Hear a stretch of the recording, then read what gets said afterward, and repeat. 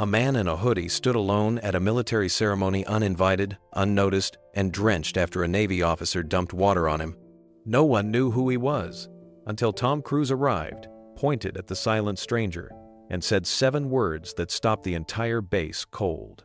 What happened next shocked the world. Before we continue this incredible story, let us know where you're watching from. If you enjoy stories like this, subscribe to the channel, because tomorrow we have another inspiring story you won't want to miss.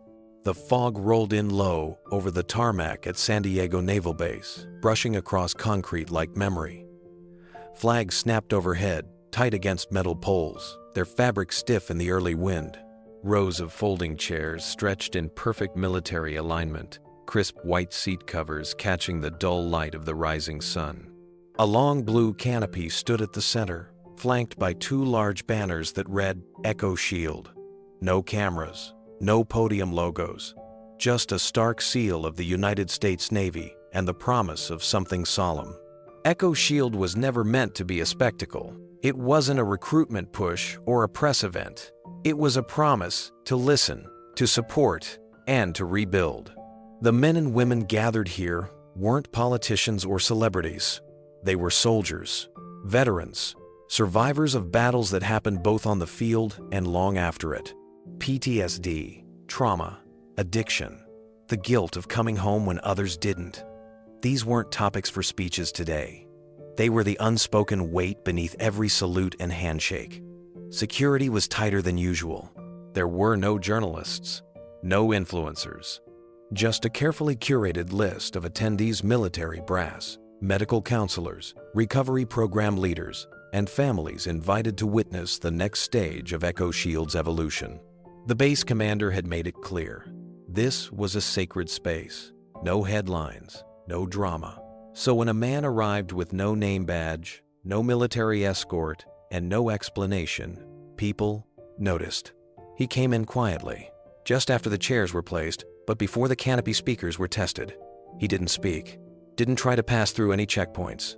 He simply stood at the far edge of the open field, just past the final row of folding chairs, near a maintenance van that had already been cleared for the morning. He wore a faded olive hoodie, the kind you'd pick up at a thrift store. His jeans were frayed at the cuffs. His boots looked broken in from long travel, not fashion. A baseball cap was pulled low over his face. There was no flash of recognition from anyone, just the slow trickle of confused glances. Some assumed he was a vet, maybe one of the invited speakers who didn't know where to go. Others thought he'd wandered in from outside the base, though that would have been nearly impossible without clearance. A junior officer leaned toward a peer and whispered, "Security, miss one?" The other shrugged. The man didn't move. He kept his eyes fixed on the rows of seats, scanning them slowly, looking for someone. He wasn't just watching the ceremony grounds. He was searching eyes, scanning each face, each movement near the front rows. A woman in a dark skirt suit walked past and glanced at him, then quickly looked away. A young ensign gave him a once-over, frowned, and continued toward the logistics tent. The man in the hoodie remained still, expression unreadable beneath the shadow of his cap, but he wasn't lost. He wasn't loitering. He was waiting. Near the front row, officers gathered in quiet conversation, adjusting their ribbons, straightening the sharp lines of their uniforms. A few civilians clutched printed programs and whispered about the morning's lineup. One name appeared repeatedly on those leaflets: Eli Turner, 26 years old, Navy SEAL, survivor of a failed operation in northern Syria. Eli's name was bolded in the itinerary. He was delivering the keynote. But what the program didn't say was why Eli had agreed to speak. 2 years ago, Eli Turner had been standing on the edge of a highway overpass just before sunrise, bottle of painkillers in his hand, and a voicemail half-recorded on his phone. 3 of his squad mates hadn't made it back. Eli had, and it haunted him every single night. He couldn't sleep, couldn't talk, couldn't live, until someone sat beside him and said nothing. Just Saturday. That man didn't give him advice, didn't offer therapy. He just listened, for hours, then days. He brought coffee without asking. Stayed, even when Eli yelled, cried, or broke down. He didn't leave. That man now stood at the back of the Echo Shield ceremony, unnoticed. Keanu Reeves wasn't on the guest list. That was intentional. He hadn't RSVP'd, hadn't asked for seating, hadn't brought any security. He didn't want applause, didn't want acknowledgement. He was here because Eli was speaking. And once, in the darkest stretch of Eli Turner's life, Keanu had promised him, "If you ever find your voice again, I'll be there to hear it." The fog had thinned now, but the tension in the air thickened. The man in the hoodie shifted slightly, adjusting the duffel bag at his feet. His posture remained calm, but focused. He wasn't anxious, but he was aware. He knew what this place was, knew the codes, knew the protocol, and he also knew he didn't look like he belonged. That was the point. He wasn't here for anyone else. He was here for one person. Keanu shifted his weight slightly as the ceremonial grounds filled. He remained still, eyes sharp, yet softened by something deeper remembrance. The kind that didn't need words. The kind that made a person choose presence over attention. The echo of past battles, some physical, some invisible, hung in the air like gunpowder after a salute. Keanu wasn't a soldier, not in the official sense, but he had learned what war did to people, not from screens or scripts, but from sitting in silence with those who'd returned from places they couldn't speak of. And Eli Turner was one of them. The chairs began to fill in rapid order, names checked against neat lists held by event aides in military khakis, rear admirals, commanders, Gold Star families, program donors, counselors. Everyone had a name, a role, a place. Everyone except the man in the hoodie. He remained at the edge, unnoticed by some, silently judged by others. One staff sergeant eyed him from a distance, elbowed his partner and muttered, "Someone needs to tighten the perimeter." "Could be a vet," the other replied. "You never know." The first shook his head. "Doesn't look stable." Keanu heard them. He didn't react. He adjusted the strap on his duffel bag, still damp from the morning mist. His fingers, rough from years of handling guitars and motorcycle tools, flexed. Once, the motion was small, controlled. He was used to being mistaken. He didn't need validation. But something about this place, the polished uniforms, the rigid smiles, the tight-pressed etiquette, stirred a quiet ache in his chest. Echo Shield was supposed to be different. It was built for the broken, for the silent, for the ones who didn't clap back. It was for the ones who couldn't explain why they couldn't sleep or why fireworks made their hands tremble. It was for the people who had survived but didn't feel like it. And yet here he was, already being watched like a problem. He wasn't angry. He was just tired. From a distance, a young woman approached the seating chart and adjusted one of the name tags. Keanu's eyes locked on her movement. Just behind her, walking slowly toward the staging area, was a man in uniform, broad-shouldered, dark-haired, clean-shaven. He walked with deliberate steps, as if every movement had been rehearsed 100 times. Eli Turner. Keanu watched him from across the field. There was strength in Eli's posture now, not the haunted shell Keanu had met on that hospital bench 2 years ago. Back then, Eli had been staring through walls, clutching a picture of 3 men who didn't come home. Now he stood taller, more grounded, but Keanu could still see the flicker in his eyes. The one that didn't go away with therapy or medals. Keanu didn't smile. He didn't wave. He just watched. The morning sun crested the rooftop of the command building. Shadows lengthened, cutting diagonals across the chairs and the rows of service members seated in precise order. At the front, the Navy SEAL trident glinted in the light. A bell was placed next to the podium, to be rung once for remembrance. Keanu blinked against the brightness. He knew Eli would speak soon, knew the moment he opened his mouth, the past would come flooding in. And Keanu had promised he'd be there to hear it. He wasn't here to be seen, he was here to see. And in that moment, standing quietly near a cluster of forgotten maintenance gear, with no nameplate, no uniform, and no recognition, Keanu Reeves was the most honorable presence on that base, and no one knew it yet. The man's clothes weren't just casual, they were incongruent with the event around him. The hoodie he wore was olive green, slightly faded at the shoulders, with a seam beginning to fray near the wrists. The jeans were plain and well-worn, edges curled from age, not style.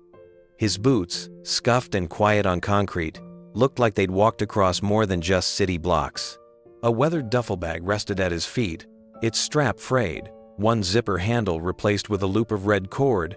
Every piece of him spoke not of status, but of stories, ones he carried silently. He stood alone. No one flanked him, no aid or security detail, no camera crew waiting nearby. Just a man in civilian clothes, standing at the edge of a military ceremony where uniforms spoke louder than words. He kept his head slightly down, eyes focused on the space ahead, as if tethered to something invisible. A junior officer walked past and slowed down, puzzled. He leaned toward a logistics ensign and whispered just loud enough for Keanu to hear, "That guy's not part of the seating list." The ensign shrugged. "He looks harmless. Doesn't belong here," the officer muttered, his tone sharp. Keanu heard it, but didn't flinch. He'd heard worse, 1,000 times. On sets, on the street, even in hospital corridors, where he once sat beside strangers with no family. He wasn't new to misjudgment, and he didn't need to correct it. He was here for one reason. Across the field, Eli Turner was speaking with a senior commander, nodding politely. His uniform was perfectly pressed, name tag aligned, the shine of his boots catching the light. A program staffer approached him and handed him a cue card. He accepted it with a small smile. From this distance, Keanu could tell he was nervous. His hands fidgeted with the edges of the card even as he spoke. There was still something unsteady beneath the surface, something no uniform could erase. Keanu's eyes stayed on him. Eli didn't know he was here yet. That was how Keanu wanted it. He hadn't texted, hadn't announced anything. He'd just shown up, like he had before when Eli was lost, quiet, and sitting on the edge of disappearing. Back then, there hadn't been an audience. Just a man and a soldier with a shadow too heavy to carry alone. 2 years ago, Eli Turner sat in the corner of a hospital's mental health wing, staring at a blank wall. The military doctors called it dissociation. The chaplain called it survivor's burden. But Eli just called it silence. He had stopped speaking after the ambush in Raqqa, stopped eating for a while too, stopped caring when they asked him what hurt. No one knew what to say to him anymore, except one man. Keanu Reeves had walked in quietly, just after midnight. No one had summoned him. No one understood how he even knew Eli was there. He didn't say much, just pulled up a metal chair and sat, not opposite Eli, but beside him. Not to talk, just to be there. The staff had let him stay, assuming he was a distant relative or some kind of therapy volunteer. No one questioned it too closely, mostly because Eli didn't resist. He didn't speak for 3 nights. But the man in the hoodie never stopped coming. He brought coffee in the morning, books at night. One time, he brought a packet of salt and vinegar chips and left them on the chair. Eli didn't touch them for a day and a half. When he finally did, Keanu didn't comment. He just nodded once and said, "I like those too." On the 4th night, Eli whispered, "They didn't make it." Keanu didn't ask who. He didn't interrupt. He just listened. "They were my brothers," Eli said, voice thin. "I should have gone instead." Keanu's reply was simple. "But you didn't, and now you carry them. That's not weakness." It was the first time someone hadn't tried to fix him. That week stretched into 2. And when Eli was discharged, there was a note left in his duffel. "You don't owe me anything, but if you ever speak again, I'd like to be there." Now, that moment had arrived. Eli Turner was about to step onto a stage and tell a crowd of officers, families, and veterans about survival, not the kind that ends with a discharge, but the kind that begins with admitting you were broken. And Keanu had returned, quietly. No ceremony, no PR, just a man fulfilling a promise.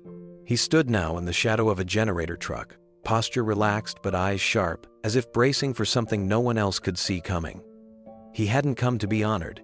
He came to listen. A few rows ahead, near the staging area, whispers had started to spread. Not loud enough to disrupt the flow of the ceremony, but sharp enough to cut through the early morning calm. Someone had noticed the man in the hoodie hadn't moved in nearly an hour. Another whispered that he might be a reporter in disguise. One officer radioed in to check the guest manifest again, just to be sure. Keanu remained still, not out of fear, but intention. He'd spent a lifetime watching the world perform on stages, on red carpets, in press rooms. But this place didn't need more performance. It needed truth, and truth didn't always come with applause. Sometimes it showed up in the back row, wearing quiet clothes and carrying nothing but a memory. He glanced toward the stage again. Eli was preparing. He had just shaken the hand of Rear Admiral Colton, who gave him a brief nod and a reassuring squeeze on the shoulder. A photographer stepped forward to take a candid photo, but Eli gently waved him off. His hands were beginning to tremble again. His lips moved silently as he rehearsed the first lines of his speech, over and over like a prayer. Keanu exhaled through his nose. He remembered those hands clenched into fists under a blanket in the recovery wing. He remembered the anger in Eli's eyes when someone mentioned the word therapy too soon. He remembered the sound of Eli's breath when it caught in his throat during nightmares. He remembered because he'd been there, not as a guide, not as a savior, but as a witness. And that was all Eli had needed back then, not advice, just presence. Now Keanu carried that same quiet resolve into the morning light. A few steps away, a mid-ranking officer glanced over and narrowed his eyes. He took a step closer, clearly preparing to approach. Keanu noticed, but didn't move. His posture remained non-threatening. His face remained neutral. But his presence carried weight, even if most didn't recognize it yet. In a world obsessed with hierarchy and names on lanyards, Keanu didn't wear his. He didn't need to. Back by the logistics tent, a staffer finally asked, "Does anyone know who that is?" Someone replied, "Probably just some vet."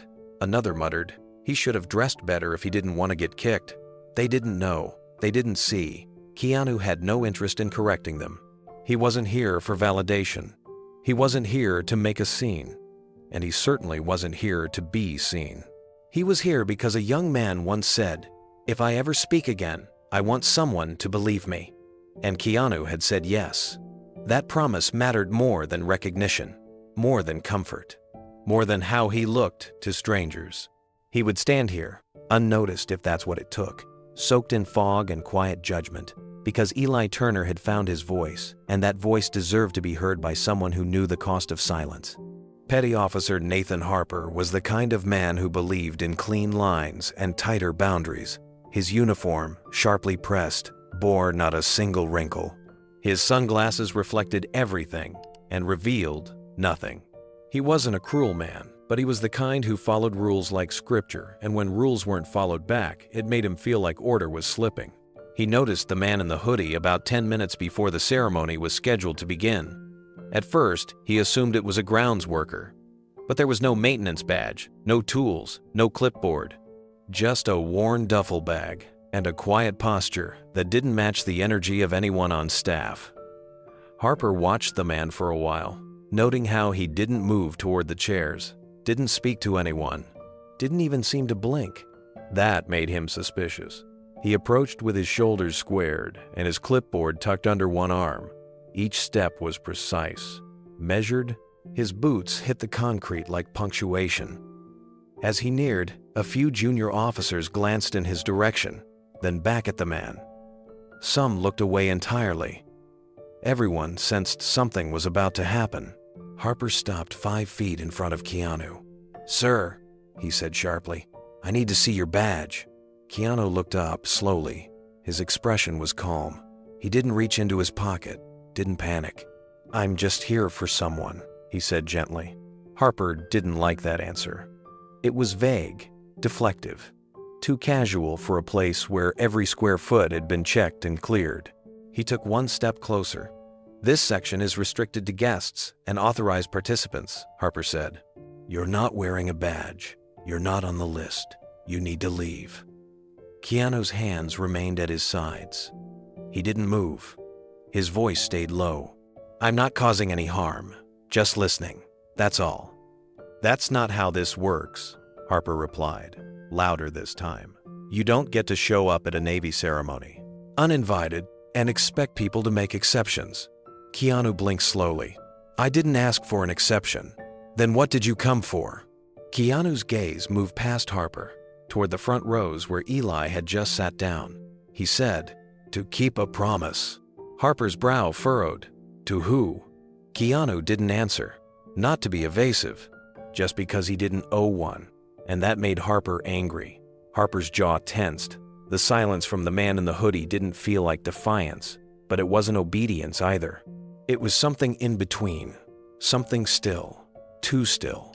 He'd dealt with agitators before, people trying to sneak into events, make a scene, even stage a protest. And this guy? This guy wasn't acting like any of them, but that made it worse. He wasn't hostile, yet refused to comply. That kind of calm, it unnerved Harper more than shouting ever could. I asked you a question, Harper said, voice firmer now. You need to identify yourself or leave. Keanu didn't flinch. I'm not here to disrupt anything. That's not the point, Harper snapped. We have protocol. Everyone here has been vetted and cleared. You don't get to stand on this field just because you feel like it. Still, Keanu didn't raise his voice. I'm not here because I feel like it. I'm here for a reason. Then say what it is, Harper demanded. I'm here to support someone, Keanu said quietly. Someone who's been through a lot. That's all. Harper shook his head and stepped closer, his voice rising in irritation. You think that's enough? That you can just show up at a military recovery event in civilian clothes, no badge, no record, and expect us to just let it slide? You look like a vet who got lost on the wrong side of the fence. Keanu's eyes didn't change. Maybe that wouldn't be the worst thing. That struck a nerve. Harper's fingers tightened around the edge of his clipboard. For a moment, he considered calling for backup, not because he felt threatened, but because something about this situation was sliding out of his control, and he didn't like the feeling. The man wasn't aggressive. He wasn't challenging authority outright, but the calm refusal to be categorized, to be dismissed, made Harper uncomfortable. You're not on the list, Harper repeated, voice like flint. That's not a suggestion. That's a fact. I don't care how quiet you are.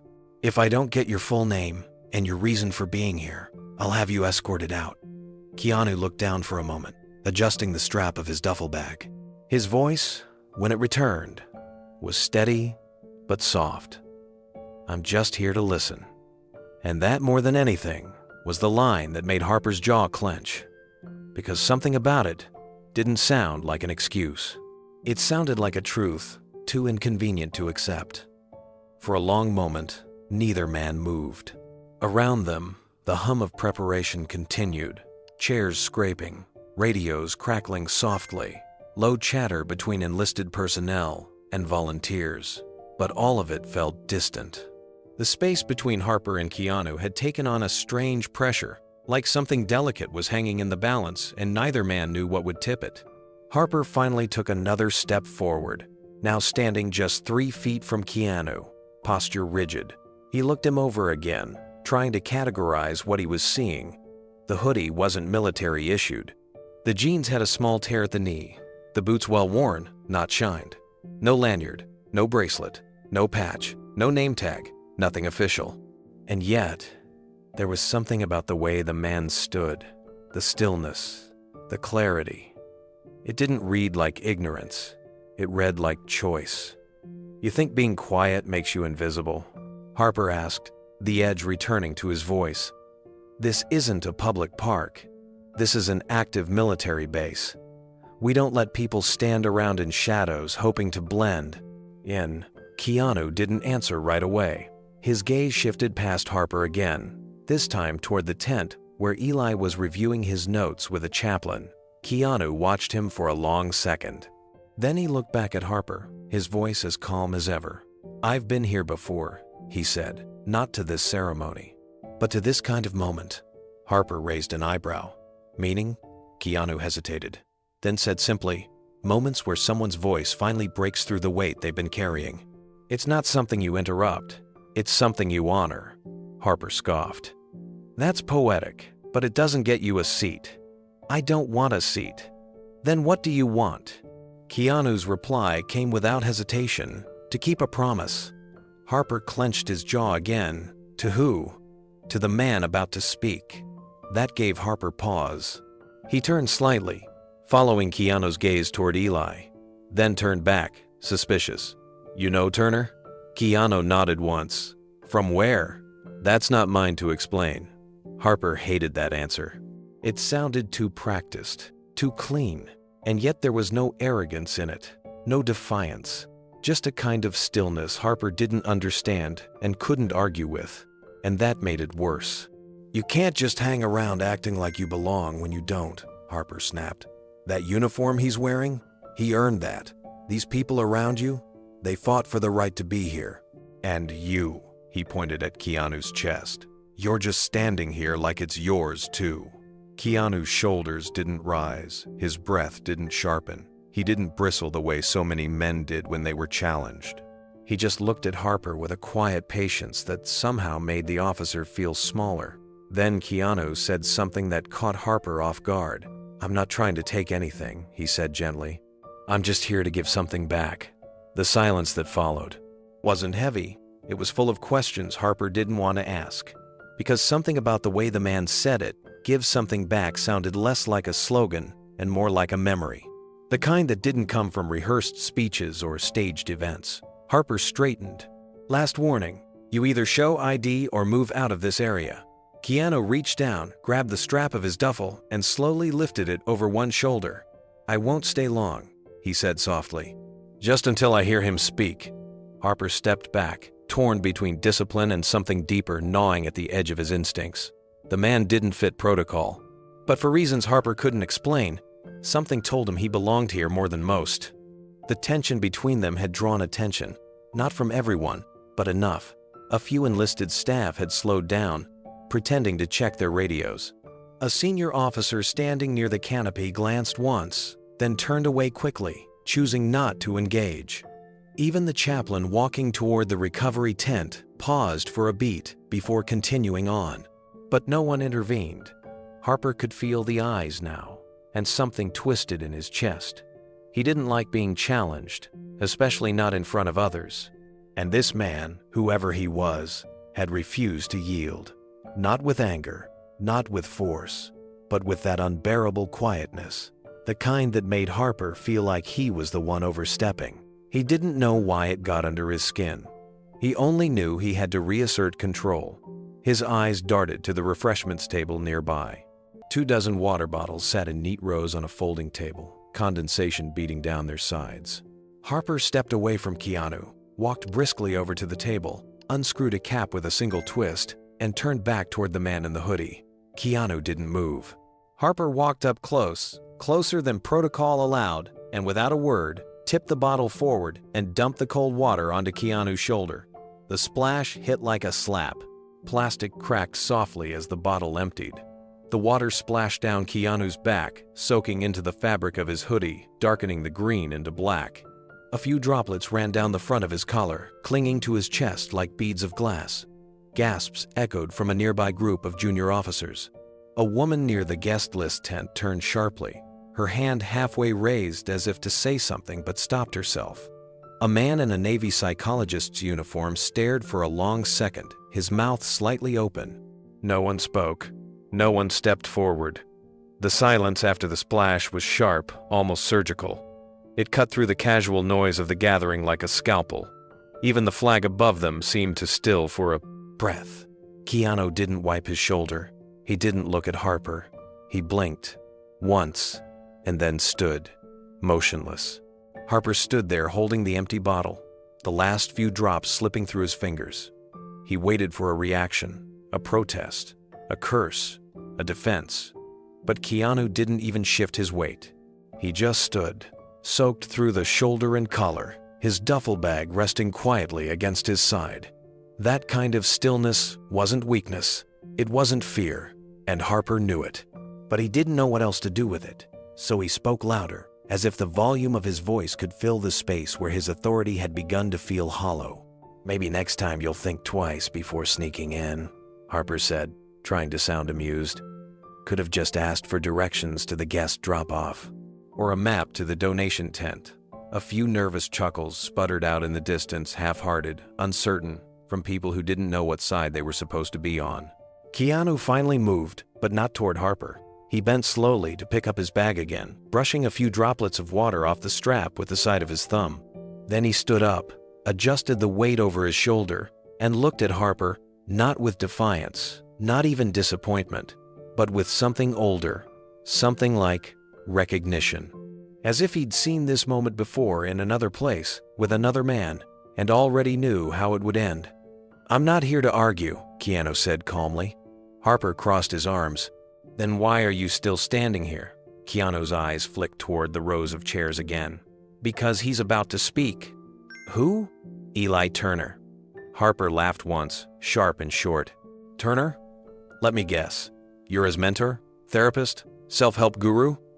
Keanu didn't answer. "You're just another guy who thinks showing up makes you matter." There was a long pause.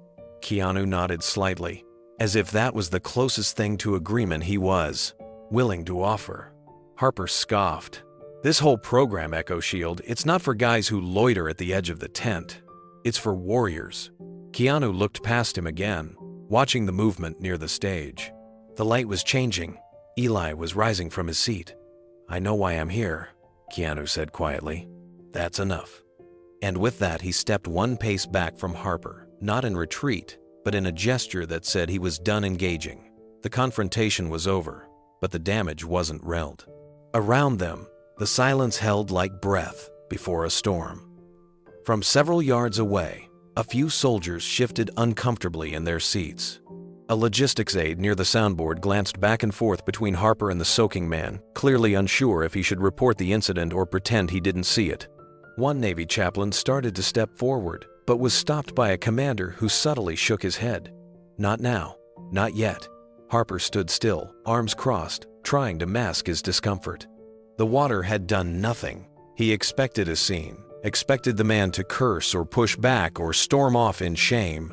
Instead, he had poured cold water onto someone who barely blinked, and somehow it made Harper look smaller. Keanu remained rooted in place. He didn't glare, didn't posture. He just stood there, eyes focused forward. His hoodie clung to him now, wet and heavy along the left side. The chill in the morning air made the fabric press tighter to his skin. A trail of water followed the curve of his collarbone and dropped slowly to the ground, landing with soft taps on the concrete. The people around them began to sense what Harper had not, that something was off. That the man who had just been doused wasn't confused or out of place. He was deliberate. Keanu's stillness had become a mirror, and those who watched began to feel uneasy with their reflection in it. Harper cleared his throat and tried again, his voice now more for the crowd than for Keanu. "You're not listed. You're not cleared. You don't have a reason to be here. And if I don't get your ID, I'll have base security escort you off the grounds." That got the attention of a few other officers. One of them, a lieutenant, looked up sharply from his checklist, but said nothing. A civilian counselor stepped closer, uncertainty etched across her face. Still, no one moved. The uniform hierarchy had frozen them all. Keanu, soaked and silent, reached for the strap of his bag again, adjusted it, then turned slightly, just enough to see the rising form of Eli Turner. Eli had stepped from the edge of the speaker's tent and was now walking toward the stage, flanked by two SEAL officers. He looked taller than before, cleaner, more sure of himself. But in that moment, he hadn't yet noticed the confrontation unfolding across the field. Keanu's expression shifted. Not anger, not shame, something softer, sadder. It was the kind of look you give when a place meant for healing forgets its purpose, when uniforms become blinders, and silence is mistaken for threat. He had been in this position before, not literally, but emotionally. Misunderstood, mislabeled, dismissed for how he looked rather than why he came. Harper, emboldened by the lack of intervention, raised his radio. "Security, I have an unidentified," but he didn't get to finish. From the direction of the main canopy, a sharp voice cut across the sound system. "Wait." Every head turned. The voice was unmistakable, raw, urgent. Eli Turner had stopped dead in his tracks, halfway to the stage, eyes wide, mouth slightly open. His gaze was locked on the man in the hoodie. And then, loud enough to pierce through every layer of disbelief, he said the name that changed everything. Mr. Reeves? The name hit the air like a fire alarm wrapped in silence. Mr. Reeves? Eli Turner's voice wasn't loud, but it didn't need to be. It had clarity. And for those who heard it, the impact was immediate. The murmurs that followed were barely contained. Heads swiveled. A few officers turned toward the back row, craning their necks to see what Eli had just confirmed. One young Marine whispered, "Wait, what did he just say?" A medical assistant near the sound table dropped her pen.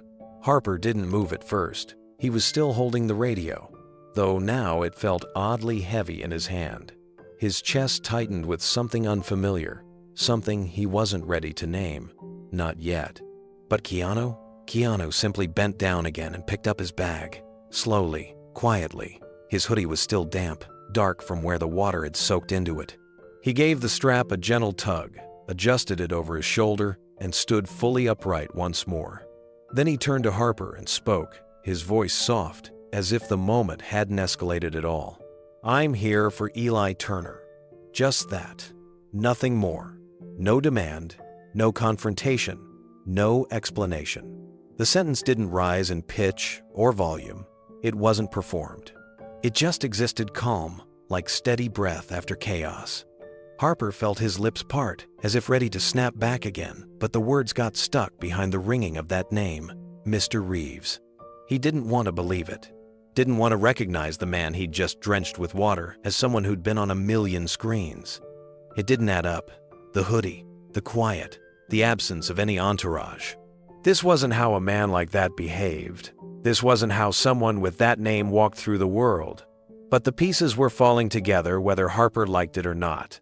Still, he tried to reclaim control. "So what are you then?" he said with a forced sneer. "His sponsor? Therapist? What, you teach yoga or something?" The comment floated out, awkward and bitter. Not sharp enough to cut, but not light enough to be ignored. It lingered. Keanu didn't even glance at Harper this time. He looked past him, toward Eli, and said nothing. That was the answer. And that silence? It made more noise than any microphone ever could. The crowd didn't erupt. No one shouted. But something in the atmosphere shifted palpably. It was the kind of tension that made people uncomfortable in their own skin. The kind that made you want to look down and pretend you hadn't just seen what you saw. People averted their eyes. Some fiddled with their programs. One officer took off his hat and stared at the brim, pretending to read the print. A volunteer pressed her phone to her chest and whispered to the man next to her, "That's Keanu Reeves, isn't it?" The man just nodded slowly. And yet, no one stepped forward. No one said a word in defense. It was as if the entire base had momentarily forgotten how to speak, each person waiting for someone else to break the silence. Harper could feel it all slipping. He had made a mistake. That much was clear. But instead of backing off, he doubled down. He crossed his arms again, this time more tightly, as if folding himself into authority. "Look, I don't care who you think you're here for," he muttered under his breath, trying to save face. "This is a military event. You don't just walk in without clearance." Keanu didn't argue, didn't explain, didn't raise his voice to match Harper's tone. Instead, he turned his head slightly, just enough to glance at Harper, not with anger, but with a kind of softness that made the officer feel strangely exposed. It wasn't judgment in Keanu's eyes. It was something worse, understanding. As if Keanu knew exactly what kind of pressure Harper was under. As if he'd seen that posture before, rigid, defensive, insecure beneath the surface. And in that moment, Harper hated how calm he was. Because calm people made everyone else look unstable. Someone near the stage coughed. Another cleared their throat. The ripple of unease spread outward like a stone dropped into still water. But no one moved. Not yet. Keanu turned his attention forward again, toward Eli, who still hadn't resumed walking. The young SEAL was frozen halfway down the aisle, one hand clenched at his side, the other hanging open. His lips were parted, eyes locked on the man he hadn't seen in 2 years, but never forgot. Harper shifted on his feet. For the first time that morning, he felt like the intruder. And yet, he was the one in uniform. The moment stretched. No one interrupted it. Not the commanders, not the chaplains. Not the press relations officer standing near the equipment tent, who'd noticed the confrontation too late. Even the speakers near the canopy, which had been humming with quiet classical music moments earlier, had gone silent. Eli still hadn't moved. He stood halfway down the aisle with the program still in his hand, his chest rising and falling slightly faster than before. The medals on his uniform caught the morning light and shimmered like they were made of breath instead of metal. His mouth opened again as if to speak, but the words didn't come. Because how do you speak into a moment like this? Keanu looked at him and gave the faintest nod. It wasn't a call for help. It wasn't an invitation. It was simply acknowledgement. I'm here. Just like I said I'd be. Harper finally took a slow step back, his boots scuffing slightly on the pavement. He didn't say anything this time. He just stood there, his clipboard useless now, his earlier words clinging to the air like oil on water. The question echoed back in his mind. What are you, his therapist? And the way Keanu had answered it with silence, stillness, and presence was louder than any defense ever could have been. One of the lieutenants near the front rows turned toward a fellow officer and said under his breath, "He's the reason, Echo. SHIELD even exists." The other replied, "Wait, you're serious?" But no one confirmed it out loud, because those who knew weren't interested in spectacle. They were just watching it unfold. Keanu let his gaze drift back to the field of chairs. He spotted a seat in the far left corner, unclaimed, near the perimeter fence. Quiet, out of the way. He began walking toward it slowly, each step measured but unhurried.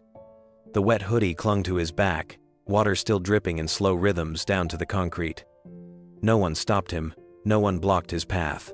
Even Harper remained still, eyes tracking the man he'd tried to humiliate, now realizing he'd just drawn a target around himself. His earlier confidence, once built on protocol and status, now felt paper-thin. He could feel the eyes on him now, not in admiration, not in respect, in judgment, in regret.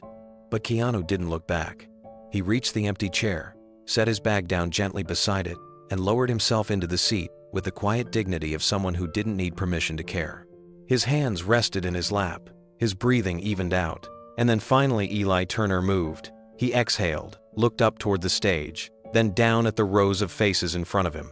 His fingers trembled slightly as he folded the program. But there was no fear in his eyes now, only something stronger. Conviction. Because the man who'd once sat beside him in a hospital room and said nothing was now here again, sitting silently, soaking wet, surrounded by strangers who didn't yet understand what presence meant. But Eli did, and now he was ready to speak. The canvas of the tent fluttered slightly as Eli Turner adjusted his collar and stepped out into the light. The cool morning breeze caught the edge of his uniform jacket, lifting it just enough to show the row of ribbons on his chest. A single silver medal glinted under the California sun, clean, precise, and heavy with meaning. He walked with purpose, trying to silence the hammer of his own heartbeat. It wasn't nerves from the speech. Not anymore. It was something else. A pulse of energy beneath his ribs that had started the second he'd caught a glimpse of something out of place near the back row. Someone was standing, alone, in a hoodie. At first, Eli dismissed it. His mind was too focused on the sequence of his remarks, the positioning of the microphone, the posture he'd practiced to keep his hands from shaking. But something tugged at him. A shape, a posture. The way the man didn't move like the others, didn't shift weight or fidget with a phone. He slowed, then stopped entirely. His breath caught halfway between inhale and exhale. The figure in the hoodie stood motionless, near the far left corner of the seating area, just beyond the last row. Water clung to the fabric of his sleeve. The collar of the hoodie was still darkened from where something had been poured on him. Eli blinked once, twice, and then everything else faded from his periphery. He recognized the man not from fame, not from films, but from a chair beside his hospital bed, from silent nights when words had failed and someone had just stayed. "Mr. Reeves?" He called out, loud enough that it didn't feel like a whisper, but not loud enough for a crowd. Yet somehow, it pierced the air like a lightning bolt. Dozens of heads turned. Uniformed bodies shifted in their chairs.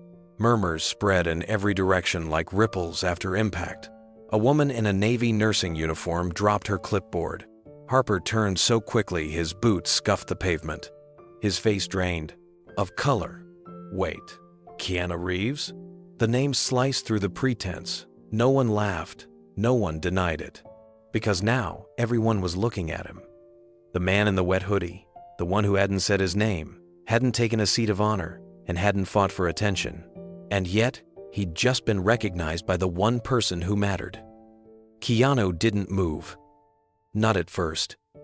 He simply lifted his head slightly, locking eyes with Eli from across the crowd. There was no smile, no nod, just the quiet connection of two people who had once shared silence instead of stories. That kind of bond didn't need introductions. It only needed presence. Eli took a step forward, then another. He ignored the sharp whisper of his name from the event coordinator, ignored the startled look from the SEAL officer standing by the stage, ignored everything except the man who stood alone, drenched and surrounded by people who didn't understand what he was doing there. Harper stepped back without realizing it. His jaw twitched. His hand dropped from the radio, still clipped to his vest. The bravado he'd wrapped himself in all morning had begun to slip at the seams. "That's Keanu Reeves?" someone said from the third row. A civilian chaplain let out a quiet exhale. He just stood there, all this time. Keanu finally took a breath deep enough to lift his shoulders. He looked at Eli and, in a voice meant only for him, said, "I told you I'd come." That was all. But it shattered whatever was left of the illusion that he didn't belong. Eli reached him within seconds now, slowing just as he approached, his posture straight, but his breath visibly shaking. His chest rose and fell with the weight of a memory he had buried for too long. And when he finally stood in front of Keanu, the words caught behind his teeth. The last time he'd seen this man, Eli was lying in a cot, one hand wrapped around a photograph of his fallen team, the other around a bottle he wasn't supposed to have. He was days away from fading out completely, until someone had pulled up a chair, poured 2 cups of vending machine coffee, and said nothing at all. Keanu had stayed for 5 nights. He hadn't spoken much. He hadn't offered advice. But he had stayed. Now Eli stood taller, not because he had healed fully, but because someone had taught him that healing doesn't happen alone. He swallowed hard and saluted sharply. "Sir," he said, voice raw, "I had no idea you'd come." Keanu gave the faintest nod. "I made a promise." And suddenly, the silence around them wasn't confusion, it was respect. A tidal wave of realization swept across the field. That's really him. Is that the Keanu Reeves? No way, why didn't anyone say he was coming? The murmurs picked up speed, passing from row to row like a signal fire.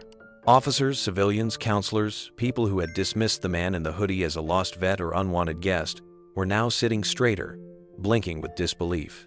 The man Harper had soaked with cold water was standing silently, soaked through, eyes locked with the keynote speaker of the entire ceremony. A Marine sergeant near the end of the aisle rose from his seat slowly, as if pulled upward by something more than curiosity. A young Army veteran, barely out of uniform, nudged the person beside her and whispered. He didn't even flinch when they poured the water. Petty Officer Harper's hands dropped completely to his sides. His mouth opened, then closed. He stared at Keanu, like the pieces of a puzzle were suddenly coming together in all the worst ways. The man's stillness, the lack of reaction, the quiet confidence, the refusal to defend himself with credentials. It all made sense now, and it made Harper look very wrong. Harper turned slowly toward the base commander standing at the far side of the canopy. The commander hadn't moved. He was watching silently, arms crossed over his chest, expression unreadable. He wasn't angry, he was disappointed. That felt worse. Harper swallowed, throat dry. Keanu looked back at Eli, eyes soft but unwavering. Behind them, more and more people were standing. A woman in a wheelchair pushed herself upright. A Navy counselor rose slowly, hands pressed to her sides. A Vietnam vet sitting with his grandson placed his cap over his heart and stood. They weren't rising because of fame, they were rising because they recognized something. In the way Keanu had stood still when he was drenched. in the way he never raised his voice, in the way he said, "I'm here for Eli Turner," in the way he honored a promise without needing an audience. One by one, they stood, not in applause, in reverence. Eli turned toward the crowd, then back to Keanu. His voice trembled. "This man," he said, loud enough now for everyone to hear, "sat beside me when no one else would. He never said he knew better. He never gave a speech. He just stayed. And I am standing here alive because of that." Keanu shifted slightly, uncomfortable with the attention. But Eli wasn't done. He didn't come here to be thanked. He came here to listen. And this, Eli gestured to the entire ceremony, this program exists because of people like him, people who don't speak loud but carry others when they can't stand. The words hit the crowd like a wave. Some began to cry. Others looked down in quiet shame for how quickly they had judged. And Harper, he didn't know where to look anymore. Because the man he had tried to humiliate had become the center of something sacred, not by force, not by title, but by presence. Eli didn't hesitate this time. The moment of disbelief had passed, and in its place was something urgent, something rooted in gratitude and memory. He stepped forward, then broke into a full jog, the sharp creases of his uniform flaring slightly with each stride. His boots struck the pavement in quick, even rhythm, until he came to a halt just inches from the man he hadn't seen in over 2 years. Eli's breathing was shallow, but not from the run. It was the weight of the moment pressing on his chest. He raised his right hand and gave the sharpest salute he'd ever given, spine straight, eyes forward, hands slicing through the air with military precision. "You came," Eli said, voice cracking. "You actually came." Keanu looked at him, water still dripping slowly from the hem of his sleeve. The only part of him that moved was the corner of his mouth, just slightly, before he gave a nod. "I promised," he said.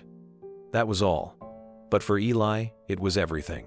A storm of emotions played across his face: relief, disbelief, pride, and something deeper that didn't need to be named.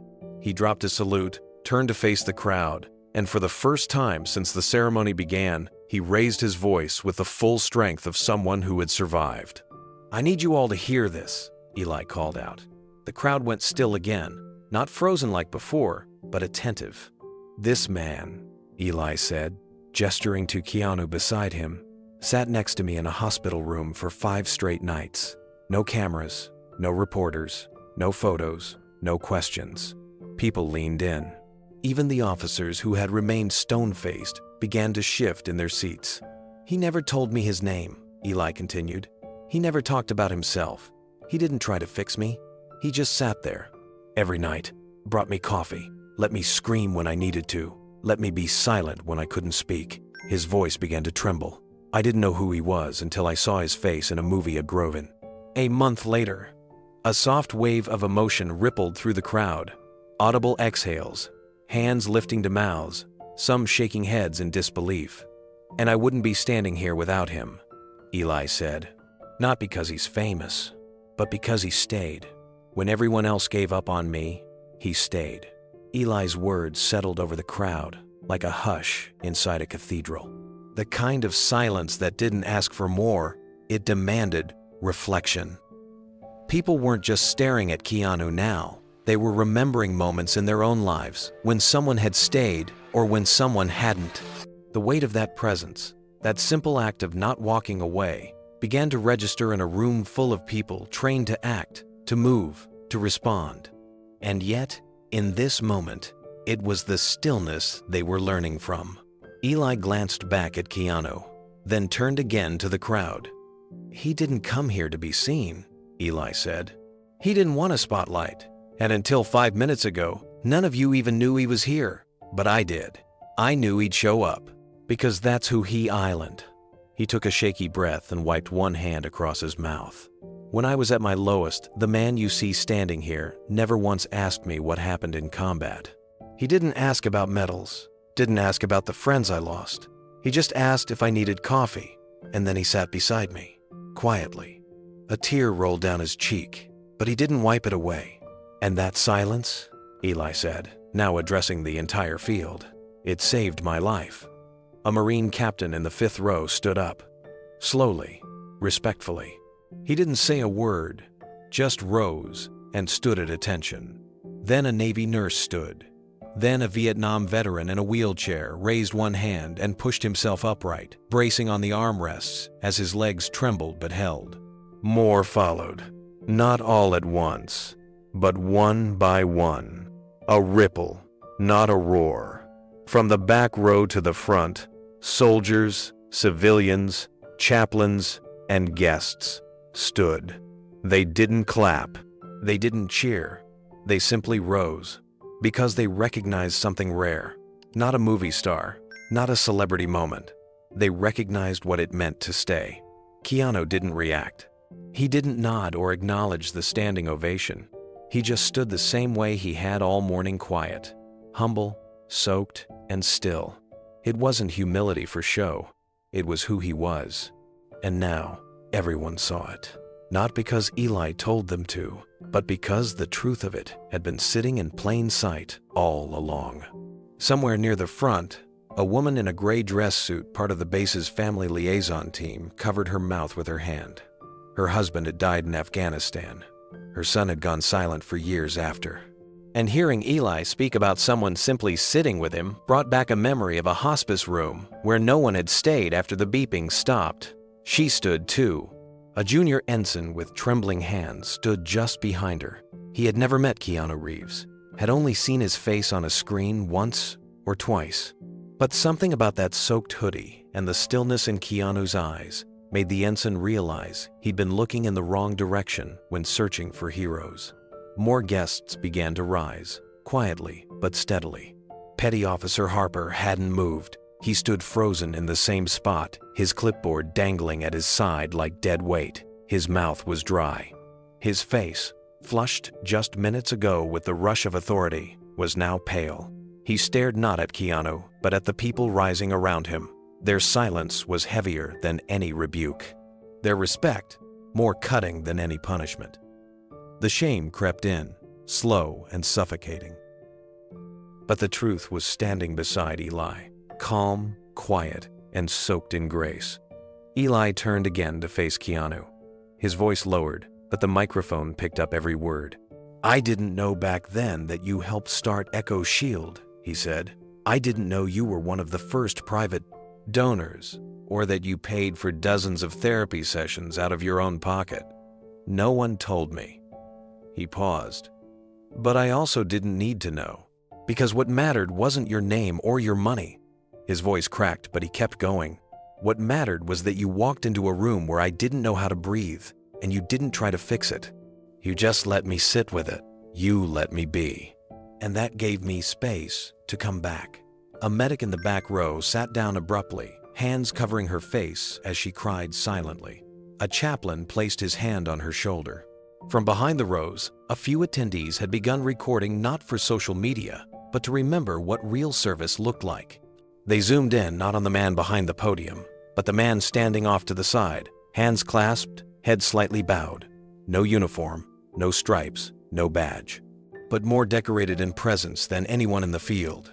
Someone near the press tent whispered, "This wasn't even supposed to be part of the program." Another answered, "Maybe it's the only part that matters." And as Eli stood there beside the man who saved his life, surrounded by people who now finally understood, the wind shifted again. But this time, it didn't carry tension. It carried honor. Real, earned, quiet honor. The kind that rises not from applause, but from recognition. Harper's feet felt like they were bolted to the concrete. His spine was straight, but it no longer felt like discipline.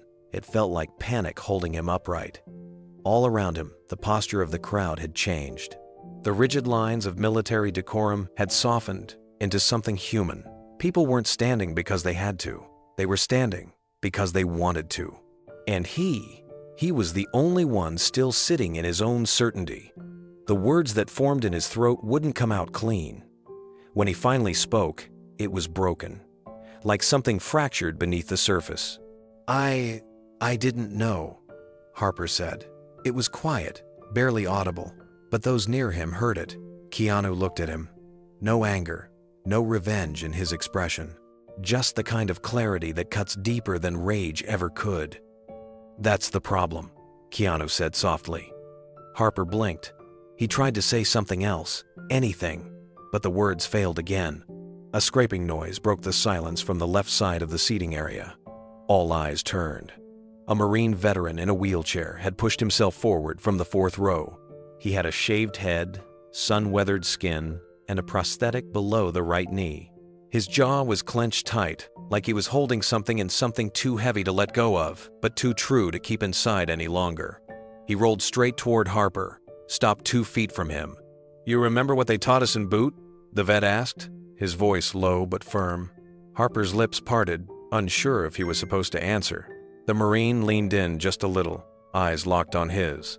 "They drilled it into us," he said. "Always look a man in the face. You looked at him, but you didn't see him." The weight of those words landed hard. And this time, no one looked away, because they all understood exactly what that meant. Harper stood frozen, his mouth slightly open, but no sound came out. The veteran didn't press further. He didn't need to. The message had already cut through the air like a blade, clean, sharp, and undeniable. Around them, the murmurs resumed, but they had changed in tone. They weren't just whispers of curiosity now. They were the beginnings of reckoning. "He funded the whole left wing of Echo Shield," someone muttered near the civilian seating area. "Saved Eli Turner from suicide," another whispered, almost reverently. "I heard he's been supporting vets privately for years and never took credit." The truths that had been quietly kept behind the curtain were now finding their way into the light. One after another, word by word, testimony by testimony. Keanu hadn't asked for this. He hadn't said a word about his contributions. But stories, real stories, don't stay hidden forever when people start looking with open eyes. Harper's breath hitched. The collar of his uniform suddenly felt too tight. His hands, once so confident gripping the edge of his clipboard, now hung useless at his sides. He tried to look away from the veteran in the wheelchair, but found he couldn't. Because guilt has a way of locking you in place when truth is staring directly at you. Keanu didn't gloat. He didn't smile. He simply looked at Harper with the quiet gaze of someone who understood what fear did to people and what pride could cost. The veteran finally backed his chair up slowly, rejoining the crowd. No one clapped. No one needed to, because the silence said it all. The silence said, "This isn't about embarrassment." The silence said, "This is about awakening." Harper's knees felt loose now. His body was stiff, but ungrounded, like the strength he had worn, like armor had melted in real time. And for the first time that morning, Harper realized something brutal. He hadn't been protecting Echo Shield. He'd been gatekeeping it. Behind the tension in Harper's face was a quiet unraveling. Every phrase he'd spoken earlier now echoed back at him with unbearable clarity. "This area is for real guests. You think showing up makes you matter? You're no one." Each line now sounded childish, cruel, and alarmingly small.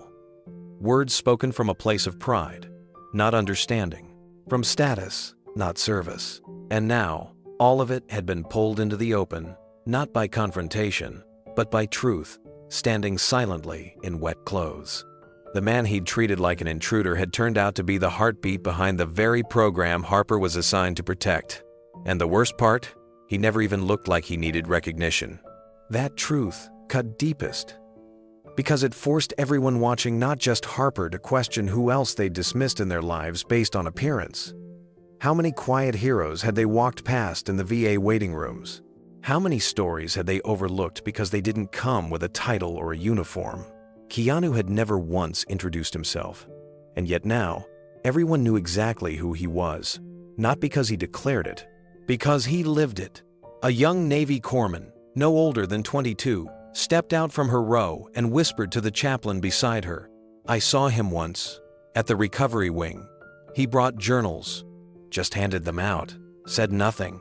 A nearby social worker added, "He funded grief therapy for families we had no budget for." The stories kept coming, and Harper stood in the middle of them like a man who had just realized he'd been drowning in clear water. A shift moved through the crowd. Not just murmurs, now expressions. Shoulders relaxing, eyes softening, people beginning to sit back down, but not in dismissal.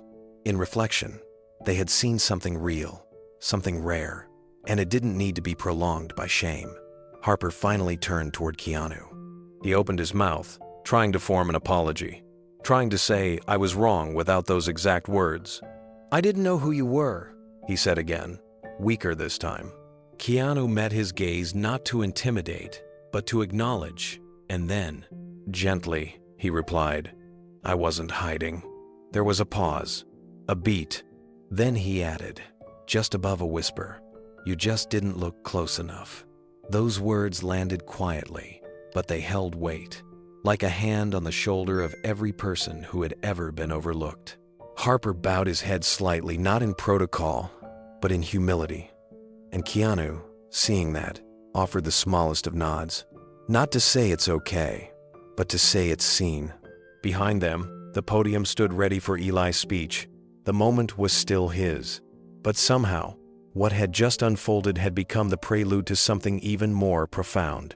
A crowd that had once arrived expecting formality and rehearsed honor had just witnessed something raw. The kind of moment you don't plan, the kind you don't forget. As Eli stepped forward again, he passed Harper without judgment. Instead, he placed a steady hand on the officer's shoulder and said quietly, "You didn't know, but now you do." Harper nodded. A single, broken motion. It was enough. And Eli walked on. Eli stepped up to the podium with slow, deliberate steps. The metal base creaked slightly beneath his boots as he adjusted the mic. He cleared his throat once, eyes down at the speech he had prepared, then slowly looked up and put the folded pages to the side. He wasn't going to read it. He didn't need to anymore. The words were already inside him. He scanned the sea of faces, uniforms, civilians, family members, commanders, and in the far corner, Keanu, sitting quietly, hands resting in his lap. Still damp, still silent, but seen. Eli gripped the sides of the podium. "I used to think surviving made me weak," he began.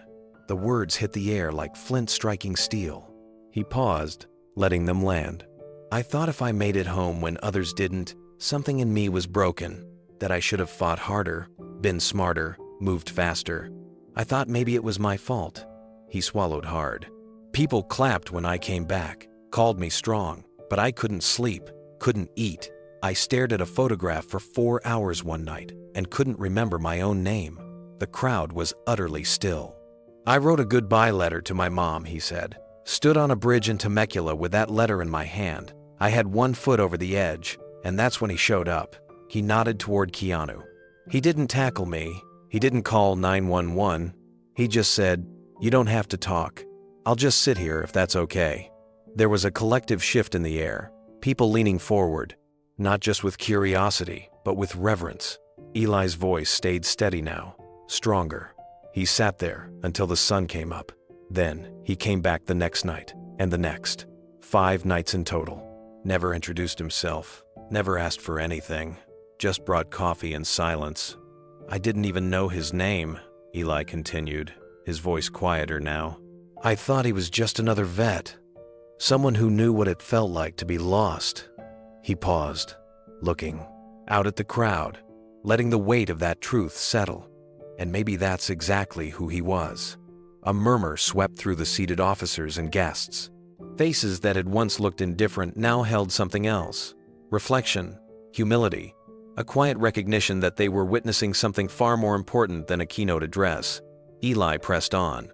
"After I stabilized, I went through months of therapy at Echo Shield. I got clean. I rebuilt. I relearned how to look people in the eye without flinching." He glanced down, then back up. And still, not once did he bring up his name. Not once did he ask for attention. A deep breath. But I found out later, after I tried to thank him, that the man who sat next to me in silence was also the man who helped build Echo Shield. Now the murmurs grew louder. A few people leaned into their neighbors. A Marine major turned to whisper to a Navy admiral, disbelief written across both of their faces. Eli nodded toward Keanu again. That man privately funded over 70% of the Echo Shield recovery program. No press releases, no branding, no tax write-off campaigns. Gasps now, audible, unfiltered. "Do you understand what I'm saying?" Eli asked, raising his voice just slightly. "The facility where I found my life again? The therapy team who taught me how to breathe without guilt? The rooms where veterans go when they're ready to live but don't know how?" He pointed again. "He made that happen.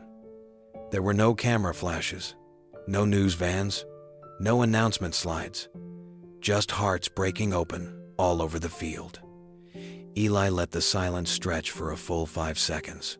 Then, "He never asked to be thanked, and I think he would have rather stayed invisible today, too. But I'm done letting good men go unseen." A standing ovation didn't erupt, not yet. Instead, something heavier moved through the audience. Gratitude, the kind you don't clap for, the kind you carry. Eli took another breath. Then his voice, though trembling, became stronger. "I thought surviving made me weak," he said again, this time slower.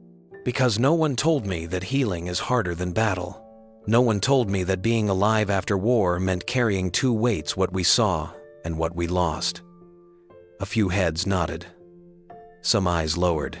A man in the third row wiped his cheek. "I nearly ended my life in a motel bathroom 2 years ago." Silence. You wouldn't have seen that story on the news. No camera crew caught it. No one wrote a blog post or posted a tribute. But he did see it. Not because he read about it, because he was there. He had no reason to be. But he showed up. Eli's gaze turned back to Keanu, who stood silently at the edge of the tent, his soaked hoodie still clinging to his frame. I never asked him why he came.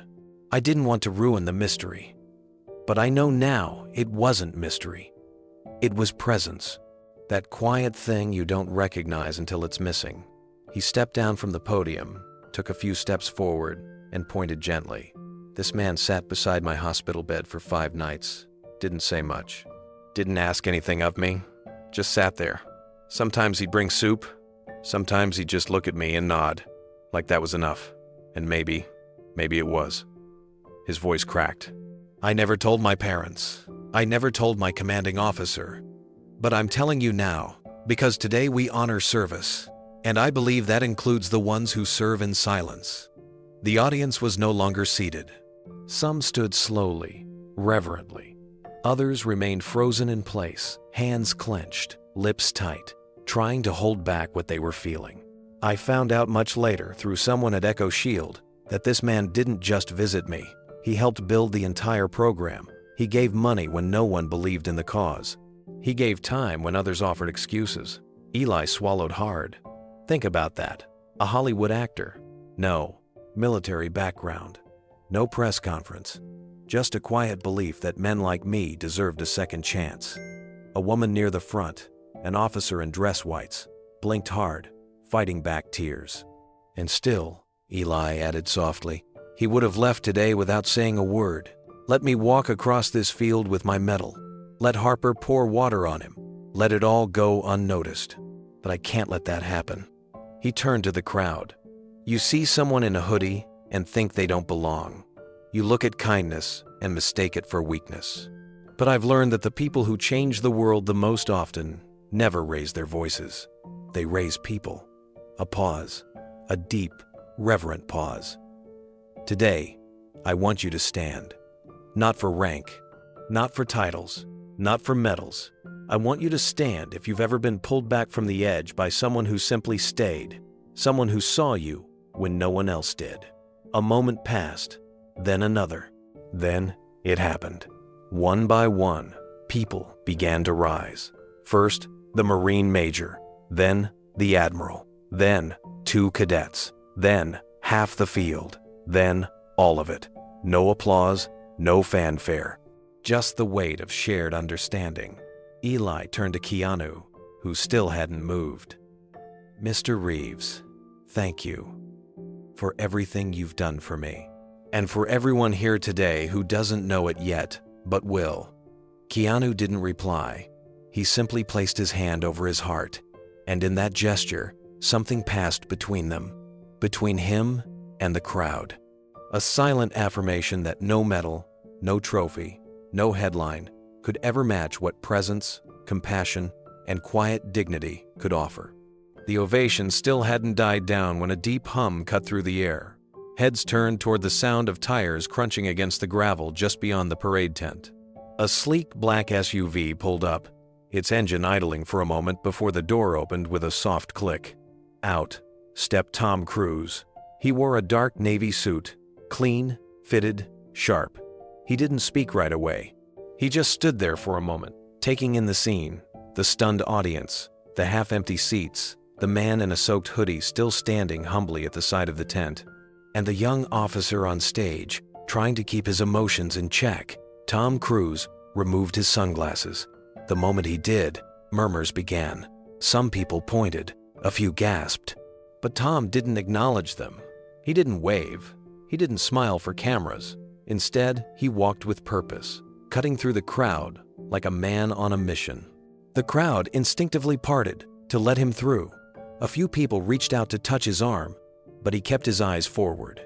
He stopped near the stage, not on it, just below it. "I came here today to honor someone," Tom said, his voice loud enough to carry, but soft enough to be personal. But it looks like the Navy almost kicked him out instead. His words landed like thunder. People turned toward Keanu again. The silence was absolute. Tom pointed, not with drama, but with clarity. He pointed straight at Keanu Reeves. "That man," he said, "stood by a broken soldier when the system didn't find. That man gave more than just time or money. He gave dignity, without ever asking for credit." A new murmur started. This one, deeper, respectful. It moved like a wave across the crowd. Tom looked around. You don't have to be in uniform to serve, and you don't have to carry a weapon to fight for someone's life. Today I came to recognize an act of valor, an act of courage, and what I found was that the person being honored was almost turned away. Then, as if cued by something invisible, the crowd began to rise again. Only this time, it wasn't slow or hesitant. It was a spontaneous, unified standing ovation. And this time, it was for Keanu Reeves. Keanu stood still, unsure of what to do. He hadn't come for this. He hadn't wanted this. But the applause washed over him like a warm tide, and something in his chest shifted not pride, but release. Years of quiet acts, long nights at hospital beds, and silent donations had never been acknowledged in a room like this. Tom Cruise stepped closer and extended his hand. Keanu hesitated only for a second, then took it. The two men stood eye to eye, both icons, yet one had been humiliated just hours ago. "I've known a lot of heroes in my life," Tom said, gripping Keanu's hand tightly. "But very few have ever shown up when no one was watching." The applause rose again, louder now, no longer polite. It was thunderous. Behind them, Eli Turner stood at attention, tears barely held back. He had no words, but the pride in his face spoke volumes. Around him, service members, many of whom had sat through ceremony after ceremony in rigid silence, began to clap not just with their hands, but with their hearts. From the back, a voice called out, "That's the man who stayed when my son was dying." Another voice added, "He funded my brother's rehab." Then more voices, dozens. "He paid for the mental health wing. He saved Echo Shield from shutting down. He sat with us, ate with us." No cameras.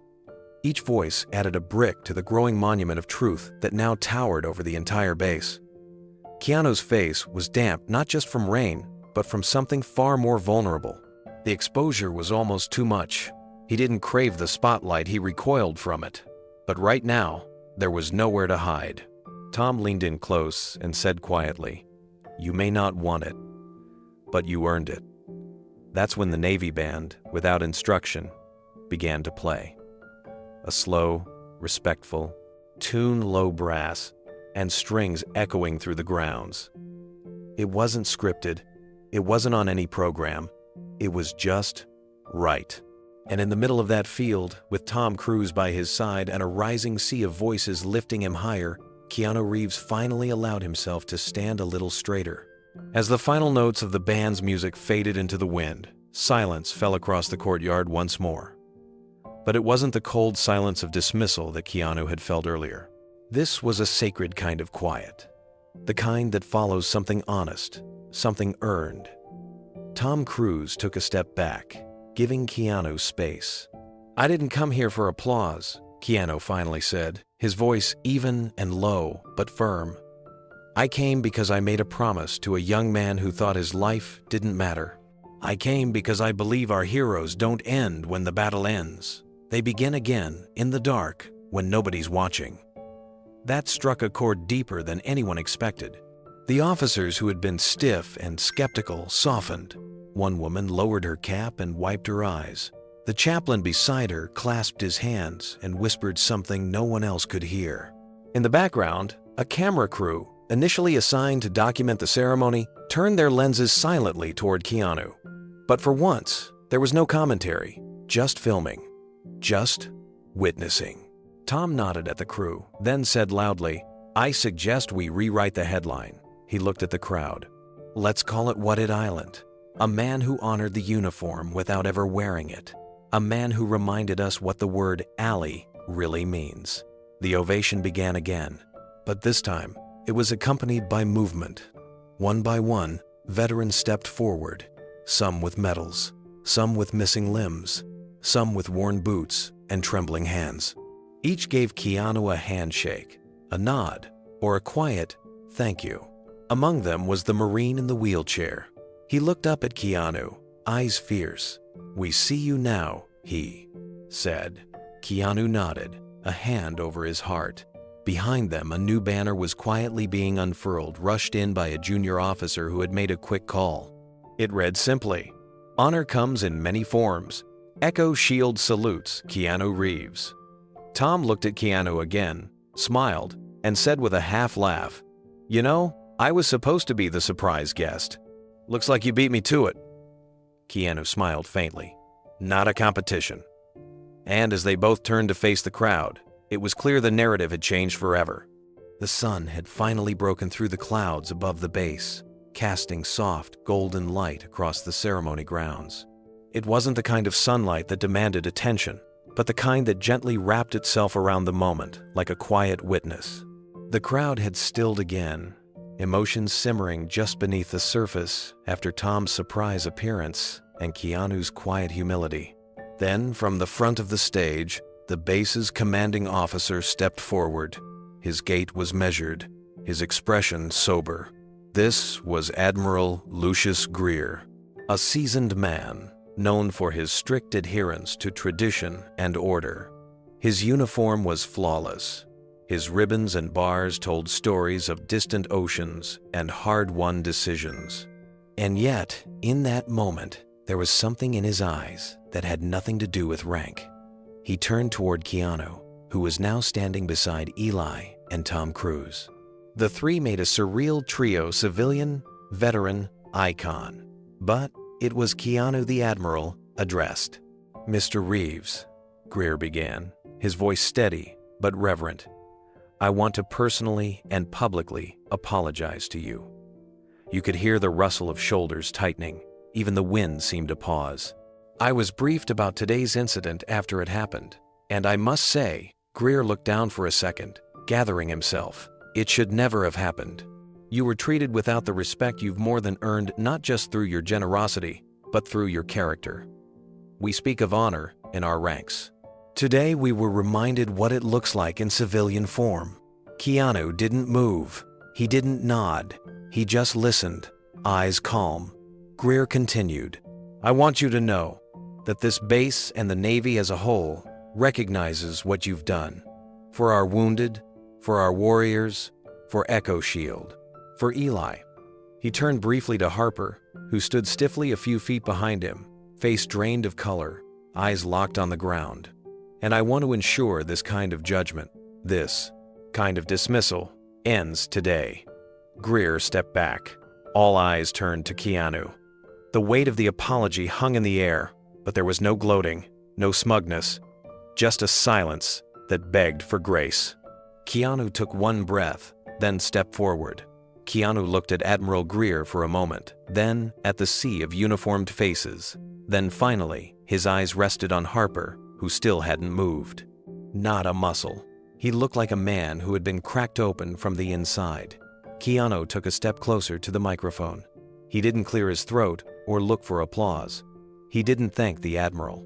He simply said what was in his heart. Don't let it happen to the next person. Just that. 7 quiet words. And somehow, they cut deeper than any long-winded speech ever could. Not because they were grand or poetic, but because they carried weight. Weight earned in silence, in pain, in compassion. Then he added, "We all miss things. We all make assumptions. But if we keep walking past people without really seeing them, we're not failing just as officers. We're failing as human beings." There were no cheers, no whistles, just a hush that said everyone was thinking, reflecting, feeling. Then, Eli stepped forward beside him, placing a hand on his shoulder. Keanu turned slightly, just enough to acknowledge it. No theatrics, just a touch that said, "You're not alone in this." Admiral Greer nodded solemnly and led the first gesture, a single, deliberate clap. One, then another. And then the entire crowd rose, not in excitement, not in celebration, but in reverence. The kind of standing ovation that didn't roar. It whispered. It said, "We get it now." The applause grew, but never loud, just steady, like rainfall on a chapel roof. Some wiped tears, some stood with heads bowed. Others, like the young officers in the back, stood taller, perhaps realizing they were watching a lesson they'd never forget. Harper remained still, not because he refused to join, but because something inside him had cracked, and he didn't know yet how to move forward. Tom Cruise stood off to the side, arms crossed, eyes shining with something more than admiration. It was pride, not for himself, but for what he was witnessing, a kind of humility rarely seen, even in a place built on honor. Keanu didn't bow or wave, he simply stood there, letting the moment live. As the applause slowly softened, a stillness returned to the air. But it wasn't the awkward kind. It was reverent. It was the kind of stillness that settles in after truth has been spoken and heard. Keanu stepped down from the platform, not waiting for anything more. He walked calmly, his soaked jacket still clinging to his shoulders. But this time, the way people looked at him had changed. There was no confusion, no mockery, just quiet acknowledgement. He moved toward the edge of the crowd, where a group of young recruits had gathered. One of them, barely out of boot camp, looked nervous and fidgeted with his cap. Keanu offered him a small nod, the kind that said, "You matter too." The young man straightened up immediately, as if something invisible in him had been restored. Then, unexpectedly, Admiral Greer followed Keanu down the stairs. He tapped him gently on the shoulder. "Mr. Reeves," he said, his voice steadier now, "I failed to offer you a formal welcome earlier. That was my mistake." Keanu turned, surprised but open. The Admiral continued, "I've served 30 years, and I've seen men break under far less than what you've walked through silently. On behalf of the U.S. Navy, thank you. Not just for showing up today, but for everything you've done behind closed doors." He extended his hand. Keanu looked at it for a moment, then shook it. A simple gesture, firm and sincere.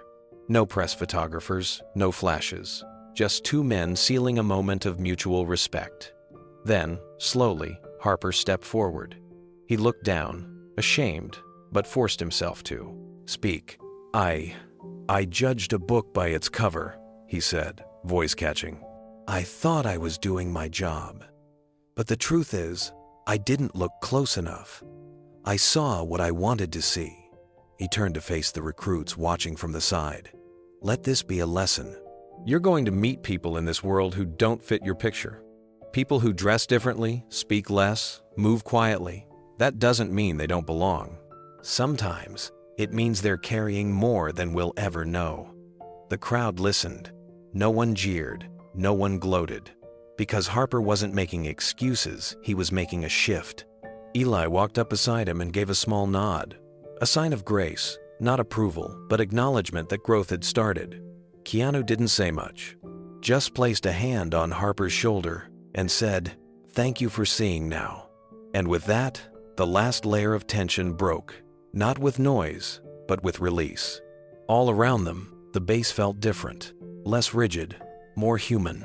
Tom Cruise moved through the crowd once more, now not as a celebrity, but as someone who understood exactly what had just taken place. He leaned toward Keanu and whispered, "You didn't just change the mood, you changed the standard." Keanu gave a small smile. That wasn't the goal. Tom smiled back. Exactly why it worked.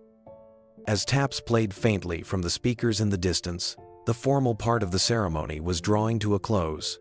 But the real event had already taken place.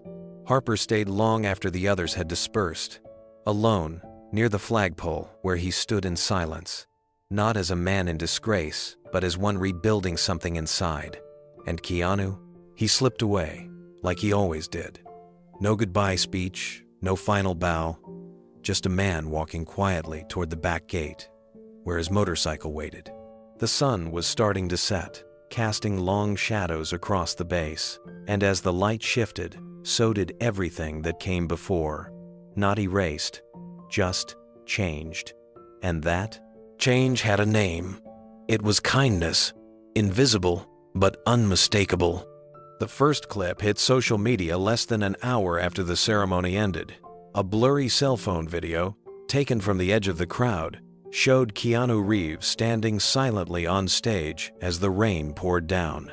The moment captured wasn't flashy. He wasn't speaking, posing, or even reacting. But the soaked jacket, the unflinching stillness, and the uncomfortable silence in the air said everything. By the time the video reached Twitter, someone had already added a caption. "You didn't see him." No context, no tags, no hashtags, but it didn't need them. Within minutes, another video surfaced, this time of Eli taking the microphone, his voice cracking as he began. "I thought surviving made me weak." The clip cut out before the full speech could finish, but the impact had already landed. One more video followed, grainy but clear enough to make out a Marine veteran in a wheelchair rolling toward Officer Harper, saying firmly, "You looked, but you didn't see." That phrase caught fire. Within hours, a trending hashtag emerged on every major platform. "You didn't see him." And with it came a storm of stories. Some were from veterans who'd returned home and felt invisible, even in uniform.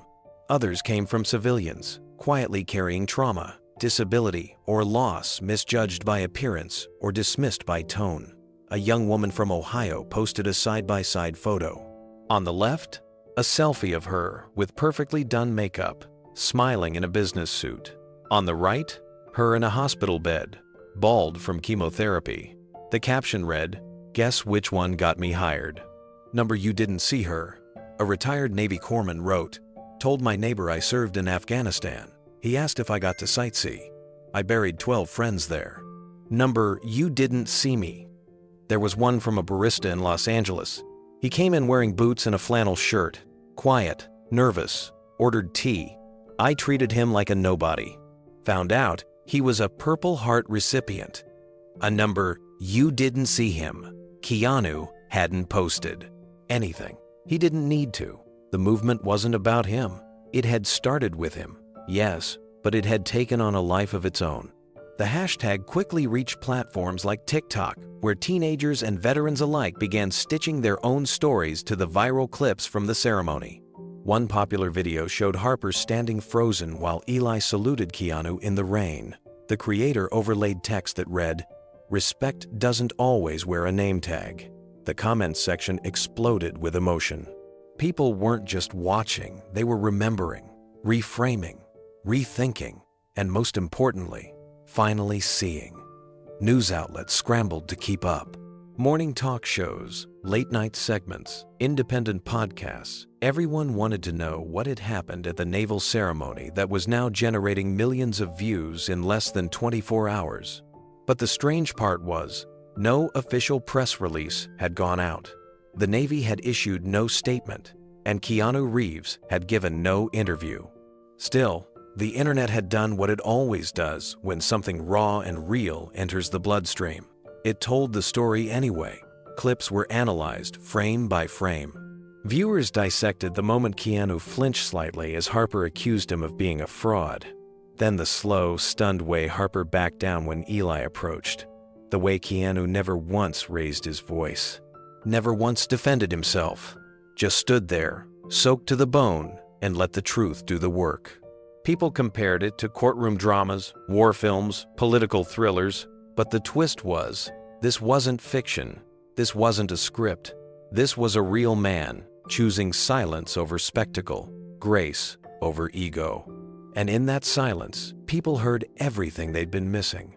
Then came the stories. Within 2 days, the hashtag evolved into something more than just digital commentary. It became a repository for pain, recognition, and collective reckoning.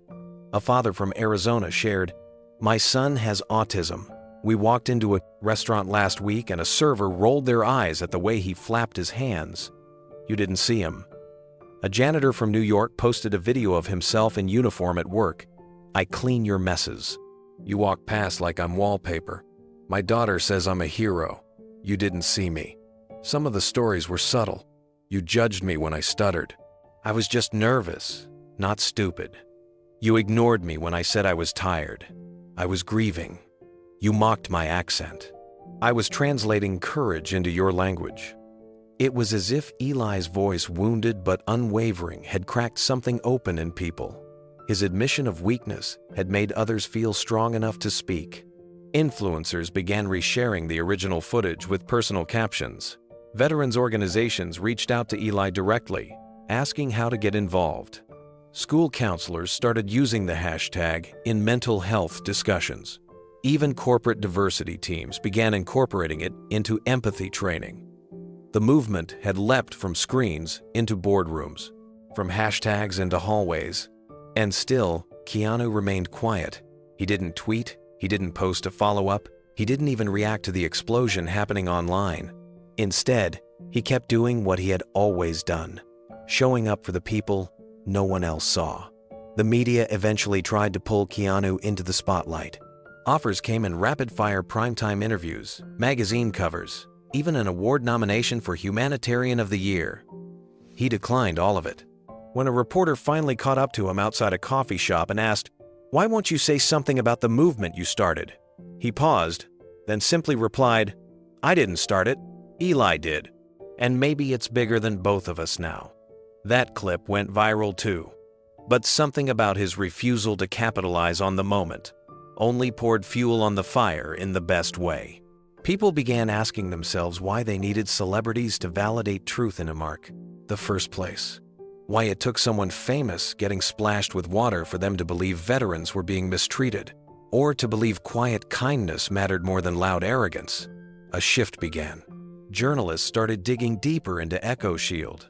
They uncovered that Keanu had indeed been donating to it anonymously for years, funding veterans' housing, trauma counseling, and job placement programs across the country. One article revealed that he had personally helped cover funeral expenses for 7 veterans who died by suicide, whose families couldn't afford burial services. No cameras, no press, just checks, just respect. That story broke something open in the national psyche.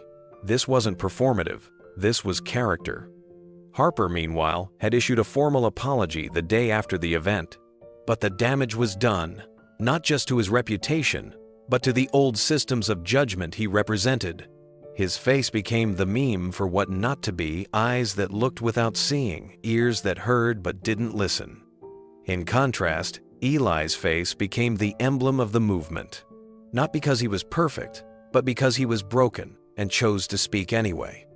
A week after the ceremony, murals began appearing across cities. On the side of a subway wall in Chicago, there was a painting of Eli saluting with the words, "You didn't see him," scrawled beneath.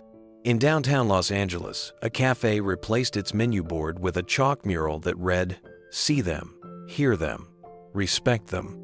At a school assembly in Texas, a 10-year-old girl stood up and said, "Sometimes I feel invisible, but I saw that man on TikTok, and I think maybe it's okay to speak when you're hurting." That's when the movement stopped being about one man and became about millions. The message was no longer a trend, it was a mirror. and everyone had to decide what they saw in it. 2 weeks later, Commander Nathaniel Harper sat stiffly outside a windowless room deep within the administrative wing of the naval base. The buzz of fluorescent lights above him matched the quiet tension in his shoulders. No one had spoken since he was summoned. The walls around him were bare, except for one framed quote, "Integrity is doing the right thing, even when no one is watching."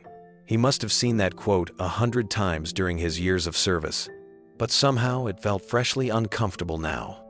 When the door finally opened, it wasn't a panel of officers waiting to grill him, just one man. Rear Admiral Daniel Mercer, a weathered and respected figure with nearly 4 decades of service. He gestured to the seat across from him. No salute, no formality. "Let's talk, Harper." Harper Saturday. His voice cracked as he tried to open the conversation with protocol, but Mercer waved it off. "We're not here for that," he said.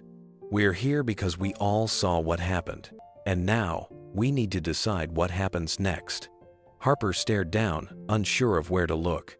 The image of Eli saluting, of the Marine in the wheelchair calling him out, of Keanu Reeves standing calm in the storm, all of it played on repeat in his mind. "I failed," Harper finally said, low and without deflection. "I looked, but I didn't see." Mercer didn't offer comfort. Instead, he studied him with the patience of someone who had seen many rise, fall, and rise again. "You've had a long career, Nathaniel. Commendations, deployments, leadership roles. But what happened out there in front of that crowd was a lesson. The kind you don't find in manuals." "I humiliated the Navy," Harper whispered. "I humiliated myself." Mercer leaned forward. "You embarrassed a uniform. That's different than shaming the institution. The institution is what we make of it next." Silence lingered. "You're not being discharged," Mercer continued, "but you are being reassigned." Harper didn't ask where. Part of him had been prepared for something worse, but he still looked up with cautious curiosity. "You're being sent to Echo Shield, Intake Center, Front Desk." Harper blinked. "You want me working there?" Mercer nodded once. "You'll see every applicant, every story, every wound." There was no anger in his voice, no vengeance, just clarity. "It's where you'll either hide or grow," Mercer added. "I'm hoping for the latter." 3 days later, Harper arrived at the Echo Shield Intake Center wearing civilian clothes for the first time in years. The modest building sat tucked between 2 warehouses downtown. No flagpole, no grand signage, just a simple metal plate on the door that read, "Welcome." Inside, the walls were lined with faded posters about mental health, housing resources, and trauma recovery. The air smelled faintly of coffee and industrial soap. A receptionist gave him a half smile and handed him a clipboard. "Commander Harper, right? You're at Desk 1. He stepped behind the desk and looked around. No military protocol, no salutes. Just people, some slumped from exhaustion, others clutching duffel bags, a few pacing nervously. His first instinct was to correct posture, enforce order, but something in him stopped. These weren't soldiers under inspection. They were survivors walking through fire. An hour passed, then 2, and then it happened. A man walked through the entrance, slow and unsteady, wrapped in a dark hoodie that clung to him like armor. His eyes darted around, unsure whether he belonged. His hands trembled slightly as he reached into his pocket. Harper saw the way a younger version of himself might have reacted, scanning, assuming, judging. But this time, he waited. The man looked up at him, startled, as if expecting to be challenged. Instead, Harper stood slowly, stepped around the desk, and said just one thing. "Can I get you some water?" Man blinked in disbelief, then nodded. Harper guided him to a chair. No words exchanged beyond that, just a shared silence that spoke louder than anything else. Behind him, a volunteer whispered, "That's the guy." "Who?" "I know," another whispered back. Something's changed. But Harper wasn't listening to them anymore. He was listening to the quiet voice inside that had been silent for too long. And this time, he didn't look away. That afternoon, Harper stayed past his scheduled shift.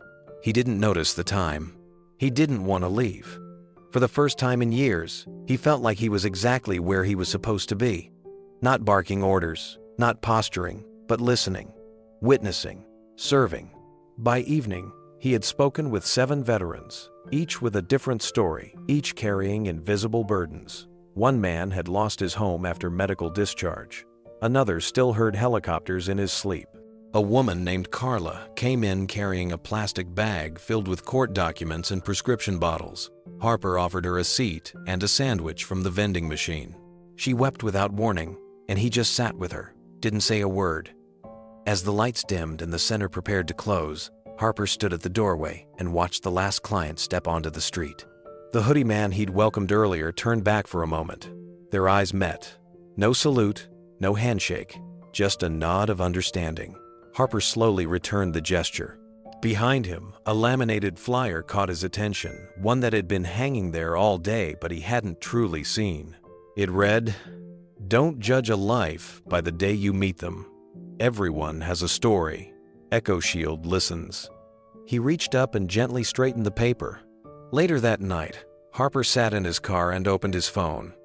The viral footage was still trending. Number "You Didn't See Him" had reached 14 million views. But he didn't open the videos. He didn't need to relive the moment that had humiliated him in front of the world. Because in that same moment, something else had been born. A chance to start over. He looked in the mirror, not to fix his collar or square his jaw, but to actually see himself. For the first time, really see. Then he whispered 2 words, not for anyone else to hear, just for himself. "Thank you." Not to the public, not to the Navy, not even to Keanu, but to the man he used to be for being willing, finally, to change. And to the man he was becoming, one small, silent act at a time. The recovery wing at Echo Shield wasn't grand. No gleaming marble floors or sweeping staircases. Just quiet halls, soft lights, and the scent of lavender diffusers someone had placed on each floor. The kind of space meant for healing, not headlines. Keanu arrived without a camera crew or assistant. He wore a dark baseball cap, jeans, and a simple canvas bag slung over one shoulder. Inside it were things that didn't seem important to anyone else. Books with creased spines, blank journals with handwritten notes on the first page, a handful of used headphones still in decent condition, and a few small paperback novels tucked beside a worn sketchpad. As he stepped into the lounge, the room fell silent.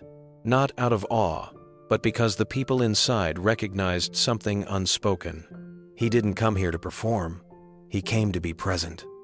A young man named Travis sat curled in an armchair near the window, staring out but not seeing. His hands fidgeted with a loose thread on the sleeve of his hoodie. Keanu quietly walked over and placed a small journal beside him, a pen clipped to the cover. No words, just the gift. Across the room, a woman with close-cropped hair looked up from a tattered medical file. Her name tag read, Gina, second deployment. Keanu knelt beside her and offered a pair of over-ear headphones. "Music helps," he said gently. She blinked, surprised. "Do you have any jazz?" "I do now," he replied, smiling. He made his way around the room, never rushing, never announcing himself. When someone thanked him, he simply nodded. When someone looked down, he sat beside them. He gave out sketchpads, audiobooks, even crossword puzzle books. But it was never about the objects. It was about time, attention, presence. At one point, a young vet, barely 22, looked up from his seat and asked in a voice barely above a whisper, "How do you stay kind when people treat you like you're invisible?" Keanu paused. He looked at him, really looked, then answered, "By seeing others." The silence that followed wasn't empty, it was full. Word of Keanu's visits didn't spread through tabloids or interviews. It spread through whispers between nurses, through quiet posts on private veteran forums, through text messages that read, "You won't believe who just sat with me." The phrase, "by seeing others," took on a life of its own. One nurse, Amira, posted a photo of the empty sketchpad Keanu had left behind. On the first page, in soft pencil, he had written, "Draw your healing, not your pain." The post wasn't tagged or promoted, but it began circulating anyway. Thousands shared it, adding their own versions. Write your truth, sing your silence, hold space. Within days, therapy rooms and Echo Shield started pinning Keanu's quote on walls. Veterans began repeating it when encouraging each other to speak. By seeing others, they would say after holding a friend's hand through a breakdown. It wasn't a slogan, it was a compass. At a community healing circle that Friday, Travis, the same young man who once stared out the window without blinking, stood up for the first time in weeks. He clutched the journal Keanu had given him. Its cover was scuffed, but the pages were full. "I didn't think anyone saw me," he said. "But he didn't ask what I did in the war. He just left this and waited. No questions, just a place to be. No one interrupted, not even the facilitators. It wasn't about Keanu anymore. It was about what he ignited in others." That night, Echo Shield's intake numbers doubled. New faces, new stories, some broken, some angry. But they came because they heard through screenshots, text threads, or word of mouth that maybe, just maybe, they would finally be seen. And when they arrived, there was a poster taped to the entrance wall. It showed a hand reaching out not to pull someone up, but simply to hold them steady. Underneath, 3 words: see, stay, heal. That was the legacy Keanu didn't speak about. He didn't have to. He was already living it in every hallway he walked, in every silence he shared, and in every moment he gave without expecting anything in return. In the weeks that followed, a quiet transformation took place at the recovery wing. Patients no longer referred to it as the end of the line. It became something gentler, the turning place. A mural began taking shape in the common area, sketched entirely by veterans who'd once claimed they couldn't draw. It featured a winding road through mountains, and in the center, a small bench under a tree. The caption: "Someone waited here." No signature, no credit, but everyone knew who had inspired it. Keanu kept coming, unannounced and without fanfare. Sometimes, he brought his old acoustic guitar and simply played in the corner. No songs, just sound. Other times, he quietly slid new books onto the shelves. Stories of redemption, journals for veterans to write in, biographies of people who overcame the impossible. He listened more than he spoke. When he did speak, it was never about himself. One afternoon, a woman named Leslie, who had once served as a Navy trauma nurse, broke down after weeks of silence. Keanu sat across from her without asking a thing. Eventually, through broken words, she asked, "Why do you care?" Keanu paused, his eyes steady but soft. "Because someone cared for me once," he said. "When I thought I didn't matter, that changed everything." Leslie nodded, not in understanding, but in relief. It was the first time someone answered her pain without trying to fix it. By the end of the month, more volunteers began showing up. Not journalists, not influencers.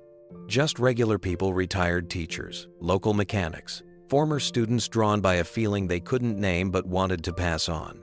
One of them brought hot meals, another offered free massages. A teenage girl donated headphones and wrote a letter to each patient. You matter to someone, even if you've never met them. Keanu remained a background figure, always present, never centered. But something had undeniably shifted. A movement had grown beyond the noise of social media or trending hashtags. It had grown in the quiet, in the space where kindness didn't need to be seen to be real. In the legacy of someone who lived by a simple, unwavering truth: see others and stay. It was early morning when the envelope arrived. No fanfare, no messenger in uniform, just a civilian courier who handed it over with a quiet nod before walking away into the mist that still clung to the base entrance. The base commander, Colonel Nathaniel Rhodes, received it personally. It was unlike any of the usual military communications. No stamps, no seals, just his name handwritten in small, deliberate letters across the front. He returned to his office, set the envelope on his desk, and stared at it for a long moment. Something about the paper felt old. The corners were slightly bent, and there was a faint water stain along one edge, like it had traveled far and waited even longer to be delivered. He finally opened it. Inside, a single piece of thick, cream-colored paper folded neatly in half. The handwriting was uneven but legible, written in black ink with a steady hand that had clearly considered each word before it was laid down. "Colonel Rhodes, don't thank me. Just see the next person who walks through that gate. Whatever they wear, however they speak, whether they salute or not, see them." There was no signature. Just 2 initials at the bottom, printed in quiet block letters. K.R. The colonel's hand remained still on the letter. He read it again, and again. Then, without a word, he opened the bottom right drawer of his desk, a drawer usually reserved for classified files, for paperwork the Pentagon might someday request, and placed the letter inside. Not under correspondence, not labeled. He didn't intend to file it. He meant to keep it. It was not a matter of protocol. It was a matter of memory, of honor, of the kind of legacy that doesn't require medals or mention in a report. Just a message passed from one soul to another. See the next person. Rhodes leaned back in his chair. Outside his window, the fog was beginning to lift over the base. The gate was opening. Someone would be walking through soon. And this time, he would be watching. That same afternoon, Colonel Rhodes walked the perimeter of the base on foot, not out of duty, but intention. His usual routine involved sitting in strategy meetings, reviewing deployment cycles, and signing off on requisitions. But something about the letter had shifted his rhythm. It stayed in the back of his mind, like a quiet bell ringing, just out of earshot. As he passed the north checkpoint, he paused to observe the guards.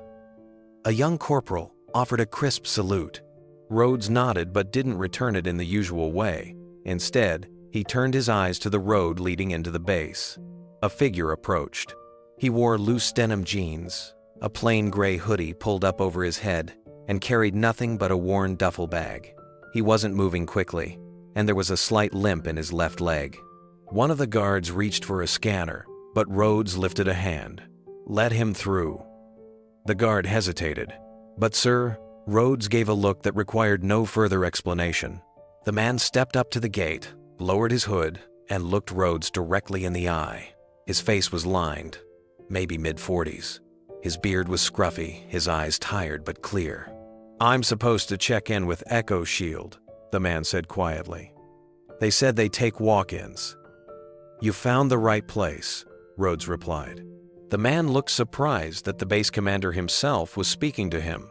He shifted his weight, as if expecting judgment or dismissal. Rhodes extended a hand. "Welcome." The man stared at it for a second before reaching out to shake it. No questions about paperwork, no comments about appearance, no second guesses. Rhodes turned to the corporal and said, "Get him some water, and make sure they have a seat ready at Echo Shield."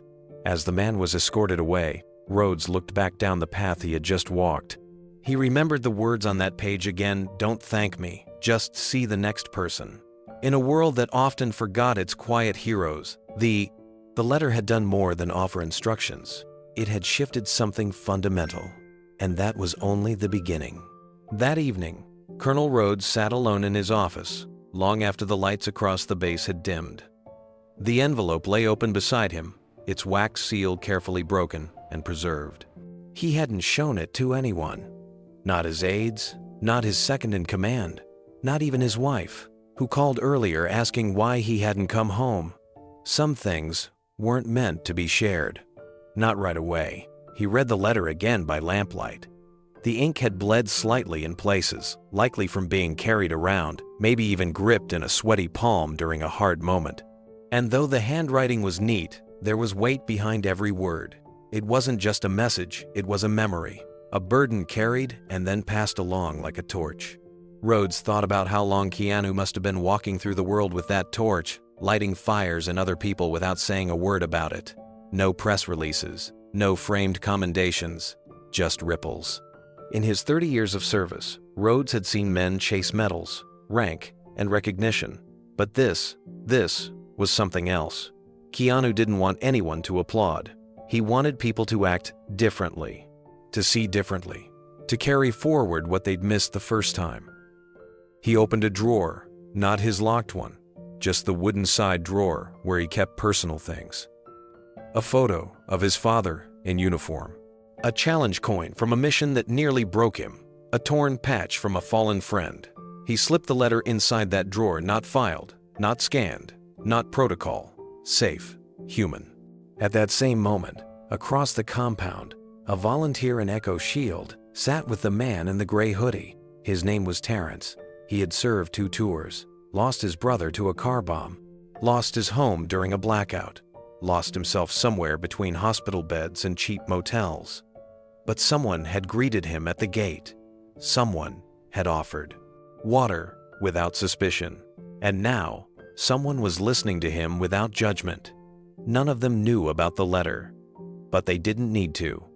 Its impact had already moved through them. Keanu hadn't left instructions. He had left an invitation, and they had accepted. The sun hung low over the lot, casting long shadows across the concrete. Most of the media vans had already rolled away, their antennas retracted, their lights turned off. Even the buzz of curious passersby had faded. But a drone, still hovering quietly above, captured something far more powerful than the ceremony or the speeches. Keanu walked alone. No entourage. No cameras flanking him. No assistants rushing to open doors or shield him from questions. Just him, walking steadily across the base's wide courtyard. He passed by a wall of names etched in black granite, silent tributes to lives lived and lost. His head dipped slightly in acknowledgement as he moved past, hand brushing gently over one particular panel. No one knew who the name belonged to. Maybe a friend, maybe someone who once offered him a moment of dignity when it cost them something. Far across the lot, near the corner of the barracks, a small figure stood watching. It was Eli, his arms still wrapped in bandages, his steps slower now, each one careful but sure. As Keanu passed without seeing him, Eli raised his hand. Not a formal salute, not a stiff military gesture, but a quiet hand, over his heart, then outward, a gesture of gratitude. Not for being saved, but for being seen. Keanu didn't notice it, or maybe he did and just didn't break stride. The moment wasn't about acknowledgement, it was about presence. That simple, undeniable act of showing up when it would have been easier to disappear. Eli lowered his hand, a slow smile forming as he turned and made his way back inside the recovery wing. By the time Keanu reached the edge of the lot, the drone had almost lost him in shadow. He paused once just before stepping through the exit gate. His silhouette, long and still, stood framed against the sunset. Then he walked on. No headline followed. No press statement came after. But something had shifted. Not in the systems, not in the rules, but in the hearts of those who had witnessed it. The shift was small, subtle, like a whisper passed between people who finally remembered how to listen. Back near the shaded bench by the administration building, Harper sat alone. The plaza had emptied, but he remained, still in uniform, cap in his hands, elbows on his knees. He hadn't said a word since the ceremony ended. No one had told him to stay. No one had told him to go, but he lingered, as if waiting for something he couldn't name. The breeze rustled through the base flag, its gentle flapping breaking the silence. A bird landed on the edge of the fountain nearby. Even that moment felt softer now. Harper stared at the ground, lost in thought, until his eyes caught something resting beside him on the bench. It was a small folded note. No envelope, no name, just the same crisp fold, placed deliberately, waiting. He hesitated before reaching for it. Slowly, he unfolded the paper and read, "Healing starts when we choose to see." No signature, no flourish, just a single sentence, but it hit like thunder in his chest. He leaned back, the weight of the words settling into his shoulders. Not shame, not guilt, but reflection. The kind that doesn't erase what happened, but makes space for what could still be different. He folded the note again and tucked it into his chest pocket. Not for protocol, for safekeeping. Somewhere inside the barracks, someone turned on music softly. It was an old acoustic song. Simple guitar, soft vocals.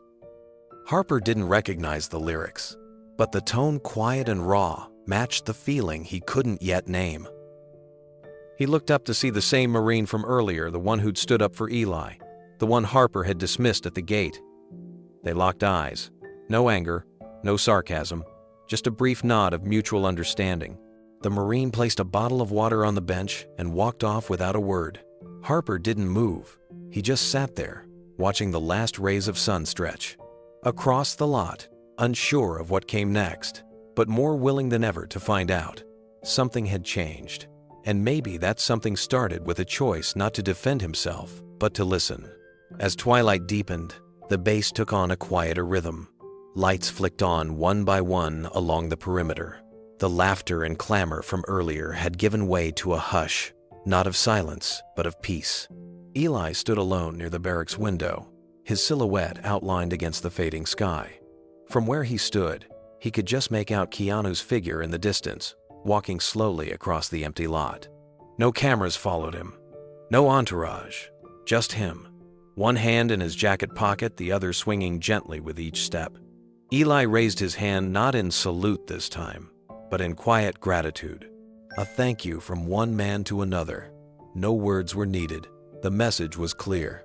The drone footage, captured by a training camera that had long since stopped recording the spectacle, caught that moment. Keanu alone, Eli at the window, and a sky painted with the last golds of the day.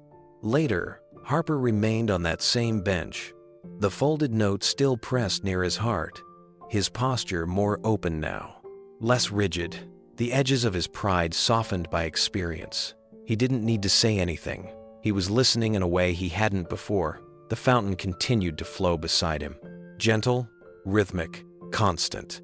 In a world that claps for noise, where the loudest voices often drown out the truest ones, something rare had happened. A man had come without fanfare, had been mistaken, had been disrespected. And still, he stayed. Not for revenge, not for applause, but for the people no one else saw. And in that act of staying, he reminded everyone on that base and beyond that the quietest presence can leave the deepest echo. Final words appear across the screen. In a world that claps for noise, maybe the greatest power is in quiet presence. Then a soft pause and a final message. If you believe quiet kindness still changes the world, comment yes below. And don't forget to like, share, and subscribe for more incredible stories just like this one. Because sometimes, the person we overlook is the one who saves us.